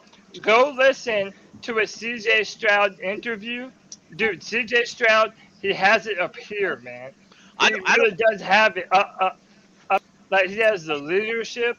The guys want to play for him. He's a good dude. Like he is right now QB number one. I believe he's going to be the best player off the board. Yeah, the height, weight, the arm, everything about him is on point. Now, he's a blue collar CJ Stroud has bust written all over him, from my mind. Not CJ Stroud, sorry, Bryce Young. Like his bust written all over him. Hey, don't sleep on Bryce Young, G. Y'all sleeping, man. Y'all better watch Bryce Young against Texas A&M tomorrow, bro. It's not that Bryce Young can't do it. It doesn't matter to me. It's that if you're a quarterback and you don't have if you're a quarterback and you don't have elite level NFL traits, then you're gonna have to develop something to make up for that.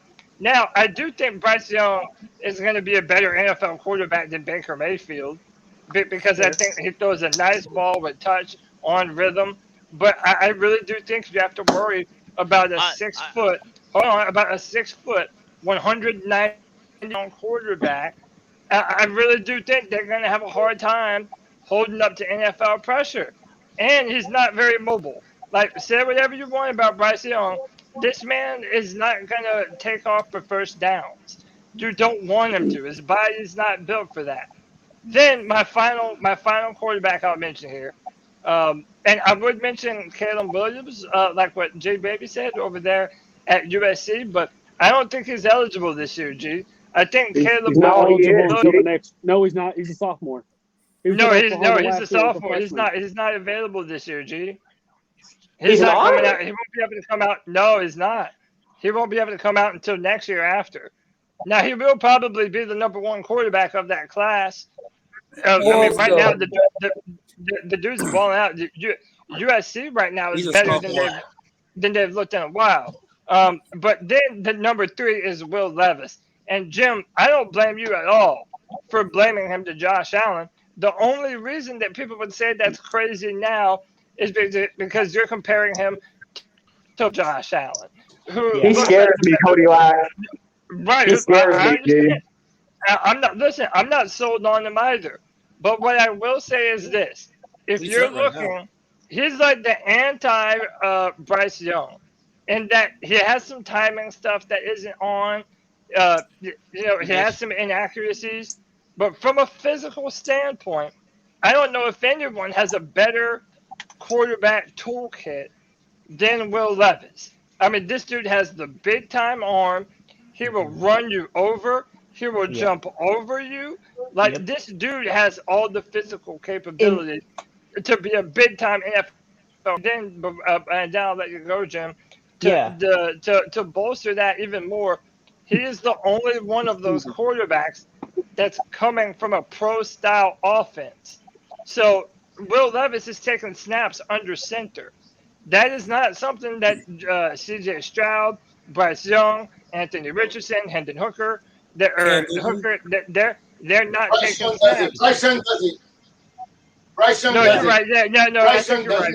No, you're right. I think Bryce Young does it. They do have him take some from under center. Yeah. But go ahead, Jim. Go ahead. Yeah. Like Will Levis. I totally lost my train of thought here.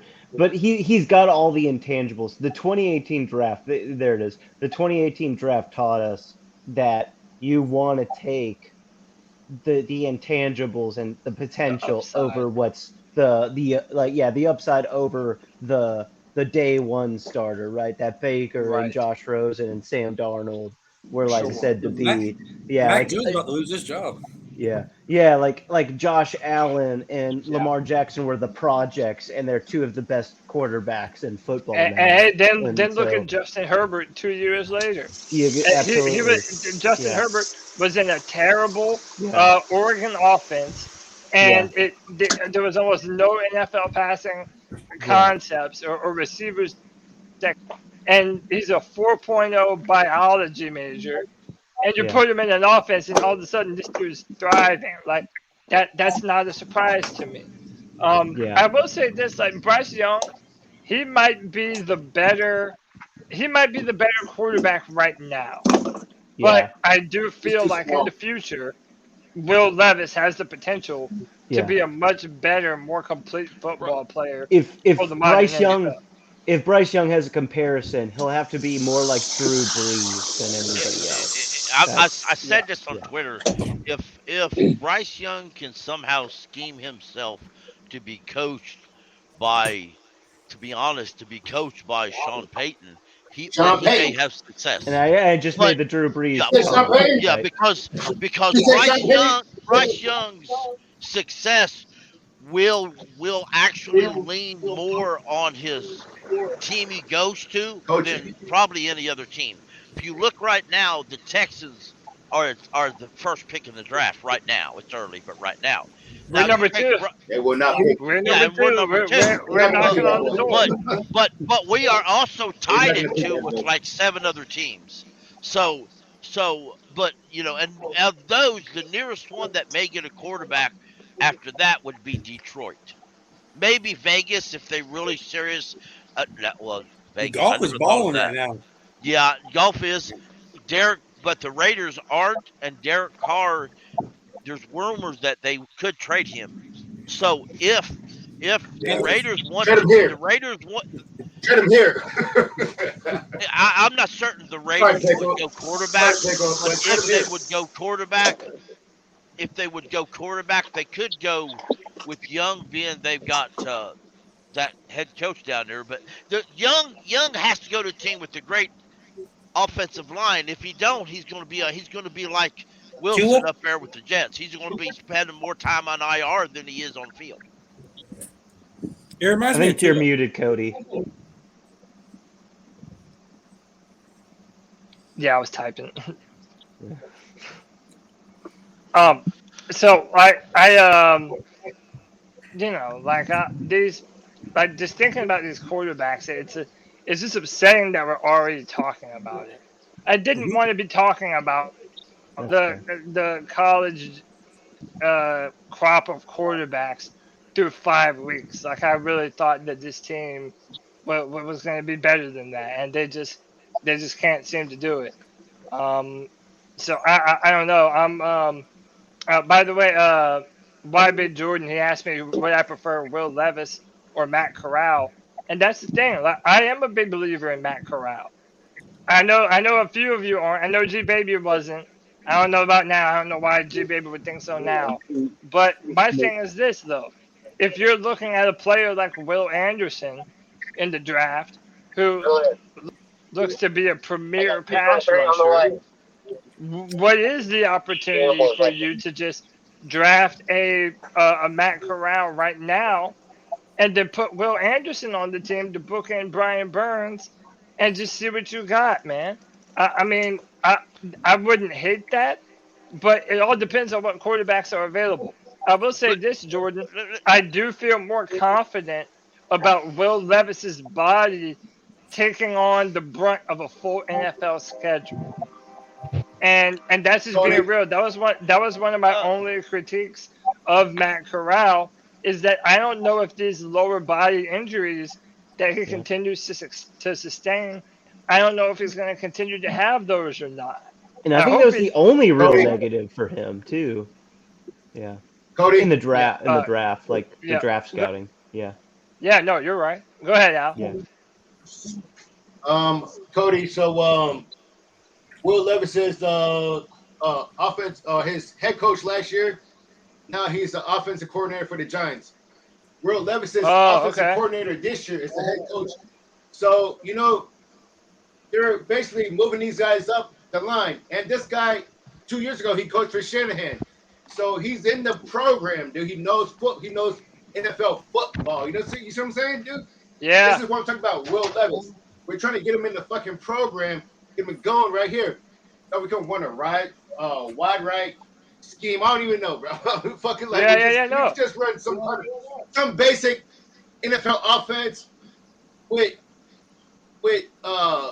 coaching that we know that has been in NFL before. Both of these guys were in the NFL 2 years ago.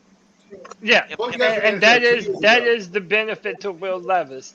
Like I said, is that he does come from a very pro-style offense. So the jump that the quarterbacks have to make going from college to the NFL, it doesn't have to be that big if he's already doing that kind of stuff. Now, granted, another thing I don't know is what kind of talent Kentucky has at receiver. I mean, I know that they got some deep threat guys, but I don't know if they have any real separators down there for the Wildcats.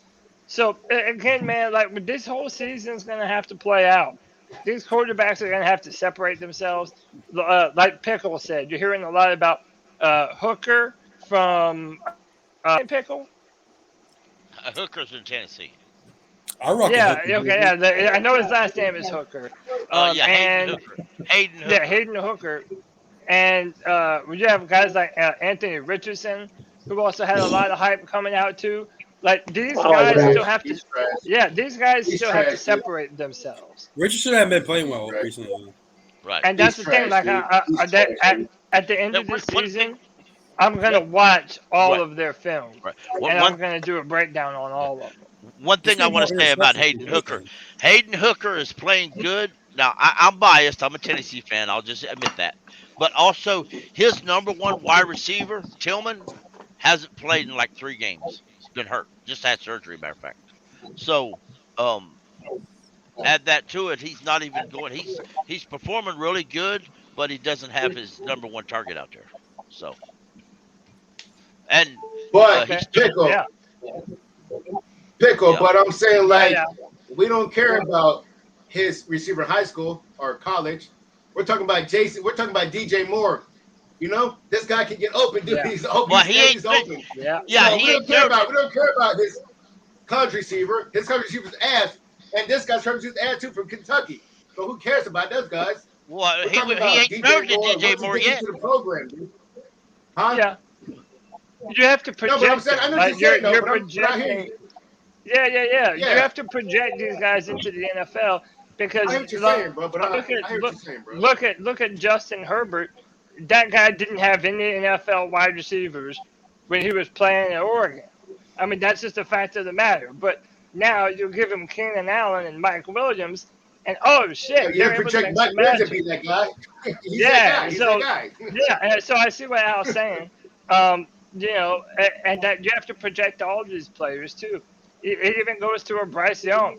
Like if Bryce Young, I don't think that his body is quite built for the NFL game, and he's hurt right now. But I mean, hey, if this dude can get the ball out on time, on rhythm to DJ Moore and Christian McCaffrey, then maybe he could end up being what Baker Mayfield to be in this offense. An on rhythm, on time quarterback that is actually accurate and making plays. I don't know. Another thing is we're going to have to make sure that we're in position to be able to draft one of those guys. Because you're not drafting a CJ Stroud or a Bryce Young unless you have a top 5 pick. I mean, that's just the fact of the matter, man. I think y'all look at the next year's draft and go to Caleb Williams. I think y'all need to build a little bit more. But here's another thing. The one thing with that is you might build your way out of. So let's say you get a Will Anderson and then Matt Corral is good enough this year, and then you're picking between 17 and 18 next year. Well, that's not Caleb Williams territory, and then you're talking about trading an arm and a leg to go up and get that kind of player. So again, that's why I think people kind of give tanking a bad name. Not that coaches and players do it, but from a front office perspective, if you have assets to be traded away for more draft picks, it's more likely you're going to lose that games if you're trading players away. So, how many of us had Malik Willis in the third round, though? Who? How many of us had Malik Willis in the third round? Oh, man. Probably not too many. Players drop. I hear you. No, I hear you, man. We have no idea where these guys are actually. Yeah, some of the folks projected high now. By the time the combine and all that's over and the actual draft here, they won't get drafted. I mean, I'm looking at Anthony Richardson's numbers right now. They're not good. I remember that. They're not. But Malik Willis, and I mean that entire quarterback draft wasn't ever like, I don't know. Touted. It's kind of funny. Like we all started, we started rating them highly, but I mean, in retrospect, they were never that great of prospects. The best rookie quarterback so far that's got a chance and actually played really good is Bailey Zappi. That's kind of. You might take the job from that. He's the only one who's played. What rookies have played? Well, Kenny Pickett's played a little bit. Is there anybody else that started the game? No. Malik Willis had garbage time, but he sucked at it. Yeah, but he looked awful then. Yeah. Malik Willis. Let Trey Lance play a game. Every time he gets in the game, he gets hurt.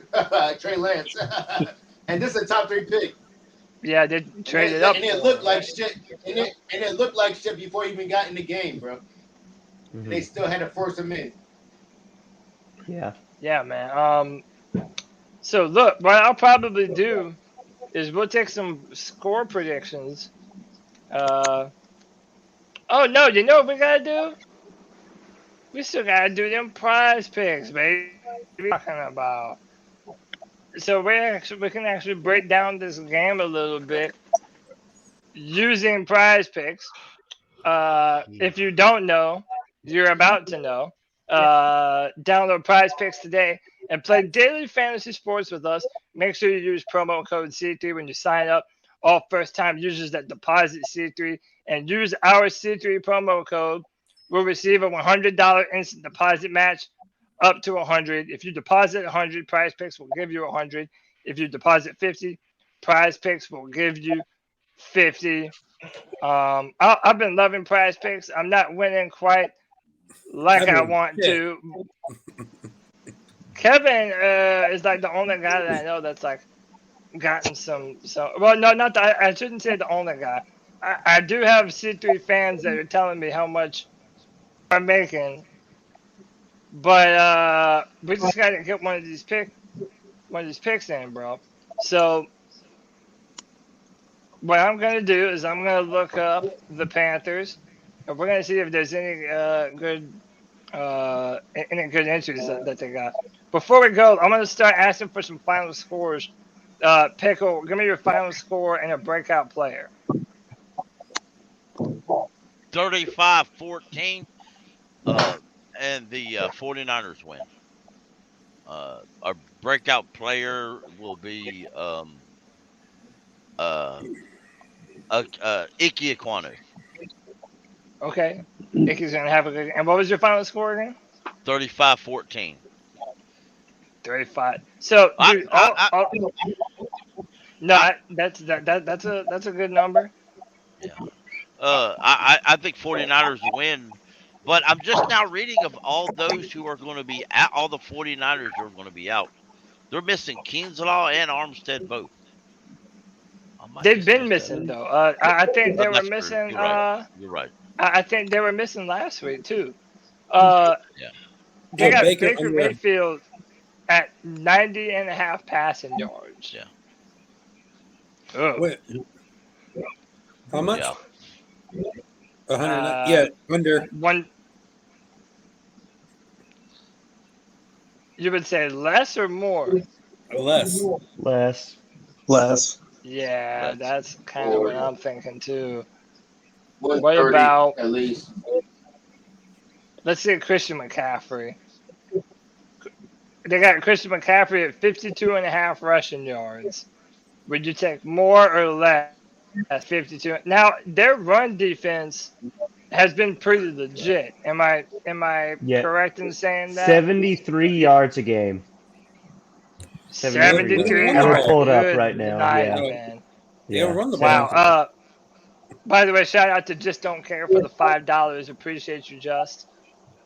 Now we can also look at the 49ers too, and see what they got going on here. But they got DJ Moore at 50.5 receiving yards. Has DJ even crested that one time this year? I think so. Yeah. Wow. To the last 4 games, DJ Moore hasn't gotten above 50 receiving yards. That's embarrassing, man. God, that's embarrassing. And he's gotten 1,000 the last 2 years, right? At least 3 years. Yes. Last 3 years. 3 Okay. years. Yeah. 3 years in Yeah, a row, he's been dang. 1,000-yard Yeah. receiver. That's pathetic. Yeah. And you got to understand though too, who his quarterbacks the last 3 years have been. Oh yeah, I wasn't blaming Moore at all. Right. Well, I'm Yeah. just saying, Yeah. I'm just Yeah. saying that Yeah. it's, No, it's, for sure. For sure. No, but you know what, Pickle? That's a pretty damn bad indictment, considering right. who our quarterbacks have been the past 2 years, I mean, and yet somehow DJ Moore is even worse. Yep. What are we doing? That goes without saying. It gives credence to those who are saying that Sam would be better than Baker. Yep. I'm not all for starting Sam, but you can't really argue at that point. At least he was getting the ball to fucking DJ Moore, man. The good thing about Sam Darnold is he is taller. He did. And he's athletic too. Yeah, he can run. He can run. Yes. Yeah. Last year. I did actually see one better ball game.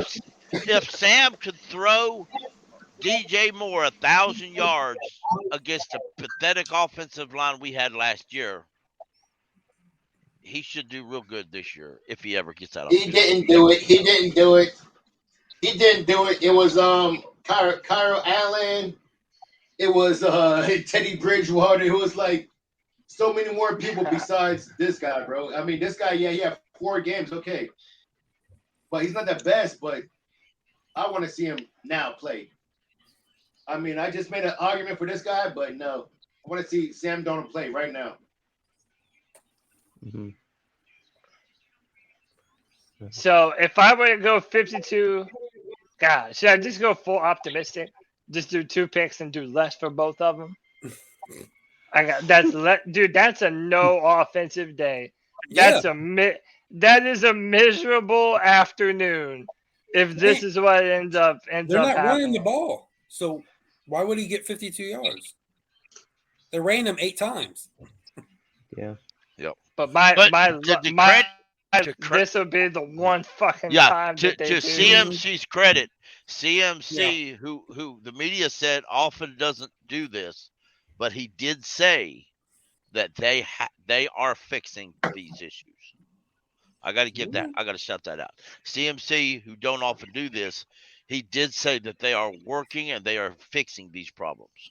To be fair for CMC, I guess a good thing to ask is he going to get 100 total yards? Because he's averaging at least 100 yards per game this season, total yards. Yeah, 90 rushing yards and receiving.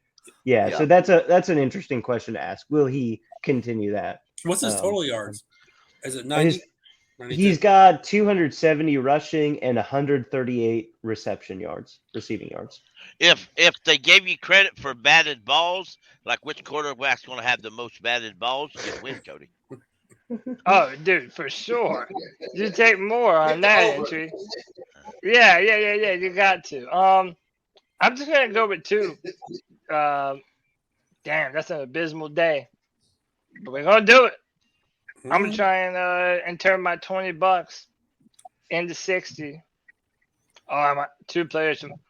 Must include at least 2 players from 2 different teams. See, now why did it let us do that before? Where it let us, it would let me do like a whole ticket of Panthers. All right, so let's check the 49ers.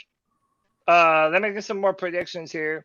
Debo 120 plus total yards.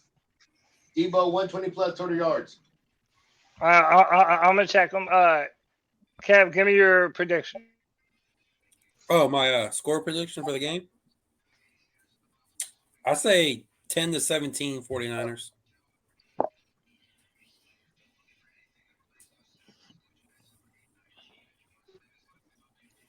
10-17? Yeah. That's a pretty low scoring game. I hear you though. G Baby, what's your final prediction for this game, bro? I don't know if we'll be able to score a touchdown. So what we got? I'm just being honest. Coming up. Yeah. I feel like they'll probably put up 17 points. I feel like they'll probably have over 150 yards rushing, 200, bro. After what I just seen them do to the fucking Rams on primetime football, bro, the 49ers are for real, man. Yeah, but the Rams are trash this year. The Rams are a whole lot better than us. I mean, their offensive line is dog shit. It's not good. I don't know. I think we could beat the Rams. The Rams suck, dude. I didn't say the Rams that. suck. I didn't say that. Well, we play them motherfuckers next week too. So you know what else though? The Rams don't have a first round pick for the next couple years. So sucks they for trade them. them all away. They got a ring though. If we keep Scott fit, we gonna be just like these other motherfuckers, man. That dude is horrible, man. Scott Fitterer was the worst thing to happen, bro. I swear to God, that dude is trash. Fucking horrible. Hey, so y'all, Deebo Samuel at more than 55 and a half. That's easy money right there. That's easy money right there. Easiest of money. Easiest. Receiving or total? I think it's receiving or total. That's receiving. What's total? You got 20 rushing yards. They don't get their running back. That might be total. Well, they have him at a pass. Dude, that's easy money right there too. What? He just if he gets any kind of touchdown. They got Deebo with 20 rushing yards. I mean, they don't have a running back really, do they? He might be getting used. Yeah, I mean they use him. Man, it's do you do let me ask you this. Which one would you feel more confident about? Deebo Samuel at 55 and a half receiving yards or at least one touchdown? Deebo going to get in the end zone, I think. So you think he's more likely to get in the end zone to get that one to get 55? Yeah. Just for reference, last week against the Rams, he had 115 receiving yards. Against the Broncos, he had 73. And against the Seahawks, he had 44 receiving yards. Just for reference out there. Yeah, you're 100% correct. So he's been over that the last 2 weeks. Take the medium. Yeah. Yeah, but let me see. Okay. This one doesn't even have a stat. Yo, So I think I'm gonna go. What do you think about George Kittle? 3.5 catches. I mean, he's having a down year, but that's still George Kittle, man. Oh, that's a good one too. 3.5 receptions. And So if Jeremy Chin is out, if there's no Jeremy Chin, Kittle's gonna eat. Yeah. Hey, Twan Don, what's up, bro? What's good, man? What's happening, Twan? What's good, guys? How you doing, man? Look, man, the Carolina Panthers fucking suck, man. Oh, for real? You know, I mean, these Kumar come together moments, trying to hype horrible fucking players up. Kill that shit, man. We got to stop doing that shit, man. We don't have no fucking quarterback, period. Yep. And without a quarterback, the team is dead. It's dead. You know, Baker's fucking horrible. Don't try to make Sam Darnold sound like he's any better. Fuck all that. It don't matter who's out there at this point, man. We got the most embarrassing quarterback room of all times. The head coach, It's pretty bad. the owner. I heard G-Baby come out of Scott Fitterer, man. That shit ain't no fucking Scott, man. Tepper allowed a power struggle, man. You don't make your head coach. You don't give your head coach all that fucking power. Especially not Matt Rule. It's a power struggle, man. He's Viserys. Frit is waiting his turn, man. If he ever gets it. Cody got it. Of course I did. Of course I did. Yeah, he's You listen to the S that I put in this. Listen to the S that I put in this. The Carolina Panthers suck.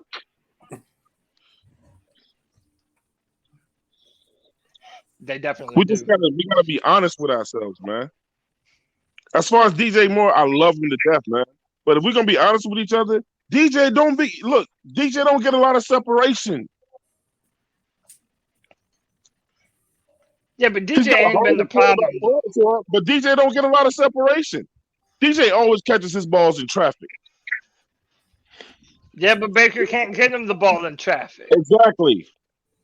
So, I mean, what the fuck? You got Baker or Sam Darnold when he gets back or PJ Walker. I mean, does he get better? Anyway, does he get better? How do we know that Sam Darnold's not better than Baker? Sam Darnold is bum juice. He played behind him. So is Baker.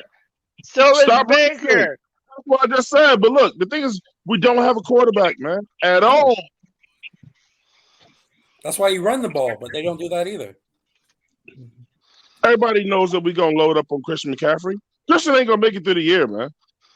I hate to tell y'all that. We ain't loaded up on him yet. I hate to tell y'all that shit. He going to get hurt again. Well, I know that. But by that, I'm only going to be here quickly, but by that trade line, if they don't trade Christian McCaffrey, man, then that's them.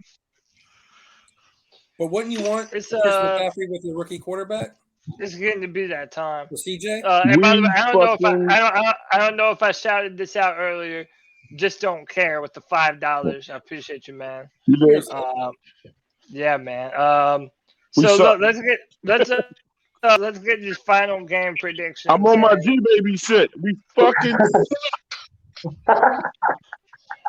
G baby, everybody's on your shit now, bro. Everybody. It's okay. It's okay to say it, man. It's okay to say it. We suck.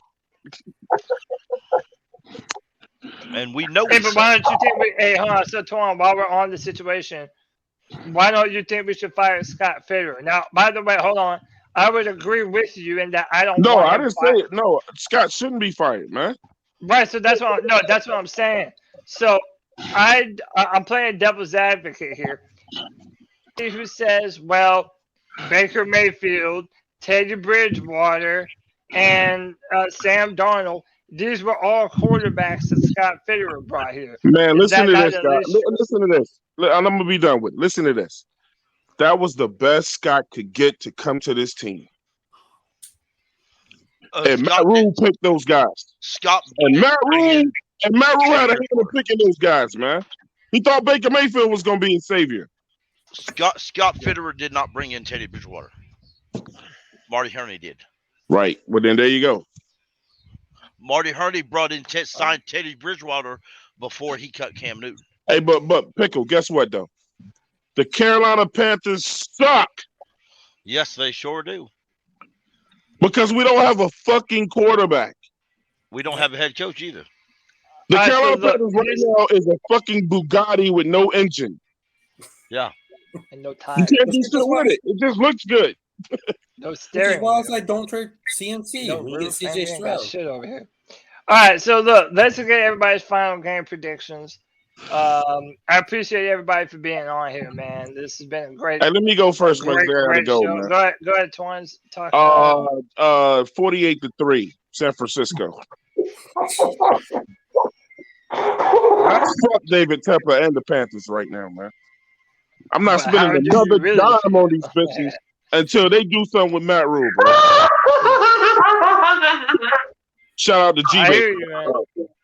I hear you, man. I hear you loud and clear, and I don't blame you. And I'm hoping that that's enough. Maybe if it does happen, maybe that gets us the new head coach that we're looking for, man.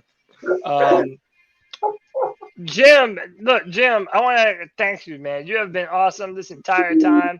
You've asked fantastic questions. You've given us some great insights. I love having you on, man. I know you're a Browns fan, but give us your honest of the Panthers and the 49ers this Sunday at 4:00. Yeah, I really do like the Panthers defense.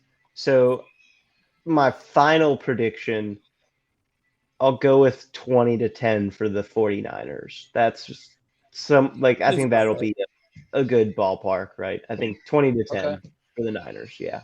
Okay. Yeah. No, that seems completely reasonable. And it's like you could see that happening too. And I could see this game being decided in like the third or fourth quarter. Like it might even be close for the first half of the game, but then our offense will just not get anything done. And but also, like, just to be optimistic on some level for the Panthers. I mean, the Broncos did beat them, 11-10. I don't know. Yeah, like so I could see the Panthers also winning 13-10 in some like weird defensive battle, but I think it'll be 20-10, something like that for the Niners. So. All right, awesome. I appreciate that, Jim. Next up, who we got? Eric 37. Eric, happy you could be on the show today, man. It's kind of crazy. You gotta fight your way to get in a word edgewise on the free for all, but I appreciate having you on, man. Give me your final score prediction, and give me like a breakout player that you're hoping has a big time game. Yeah, it's fun being on here, and I'm glad I got the courage to join, and I hope I can do more in the future. For sure.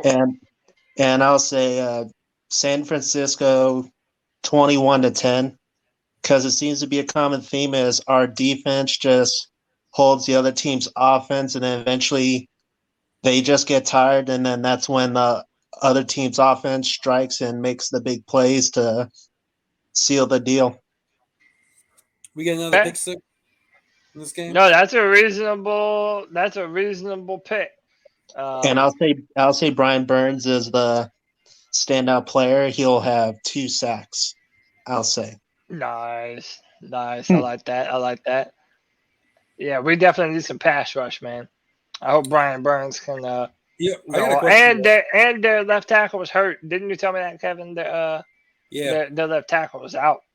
Well, I got a question. What are we going to do when this kicker of ours keeps making kicks? Are we going to keep with Zane?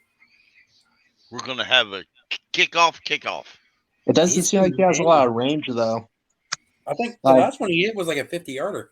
We run into this problem once. I like him. When we drafted this guy named Butker, and don't remind me. And we had Graham Gano, and we decided that we didn't want neither one of them, and we sent one to the Giants and one to the Chiefs, and we didn't got nobody after that. Now they both kind of the best kickers in the league, and we suck. Dude, the Harrison Butker, we were cursed ever since we traded him away. That kicker position has been cursed for us, but Pinheiro is. Well, we didn't even really trade him. He got picked up our practice squad. We kind of gave him away to the Chiefs. Like, nah, we don't want him. Go ahead. Yeah, and over Graham Gano, who we got rid of anyway. Yeah, Marty. That was another Marty Herney decision. Yep. It was. No, it certainly was. Good riddance. Thank God Marty Herney is out of the building. He up there helping Washington out. Oh, yeah, he's helping out Washington now with our old pal Ron Rivera, who, by the way, is also on the hot seat, apparently. Hey, who do y'all think is fired first, Ron Rivera or Matt Rule? It better be Matt Rule. Matt Rule, hopefully. Probably after this game. Yeah, Matt Rule should be. Yeah. Maybe the Denver head coach. Hackett. Hackett. Couldn't hack it. Hackett just couldn't hack it. I don't know that he's got anybody behind him who can fill the job. Panthers are averaging more points per game. Than I would honestly say Matt Rule gets fired first. But hey, you know what? I still like Ron Rivera. I take Ron Rivera over Matt Rule, but that there's no way anybody goes back. There's no way Tepper goes back to Ron. Hell no, he won't do that. Well, I still think it would be cool for just a momentum's sake if Ron could ever go back and coach the Bears. I never thought they'd bring where he back started Cam. from. So Rivera was actually who I wish I was kind of like rooting for the Browns to sign or to hire Rivera back in 2020. So I don't know. I like Ron Rivera. One thing about old Ron, we did too. It was Ron Rivera was pivotal to our best years. One thing about old Ron, if he becomes your head coach, you know the shit's hitting the fan because every time he goes somewhere, the shit hits the fan. Yeah, he's that's true. He's left out front to take all the heat from everybody else who don't want it. Yeah, he's the front man. He's the one that's gotta do the press conferences. But so that'll be it, guys, for another edition of the C3 Friday. You already know what it is. It's the most fan interactive Panther podcast that there is, for the fans, by the fans. We want your opinion every Friday at 7 p.m. I have been your host, Cody Lashley. I will see you guys this Sunday for the post-game show. Hopefully we won't be so depressed, but we probably will. So tune in for your therapy session. I got love for everybody. Keep pounding.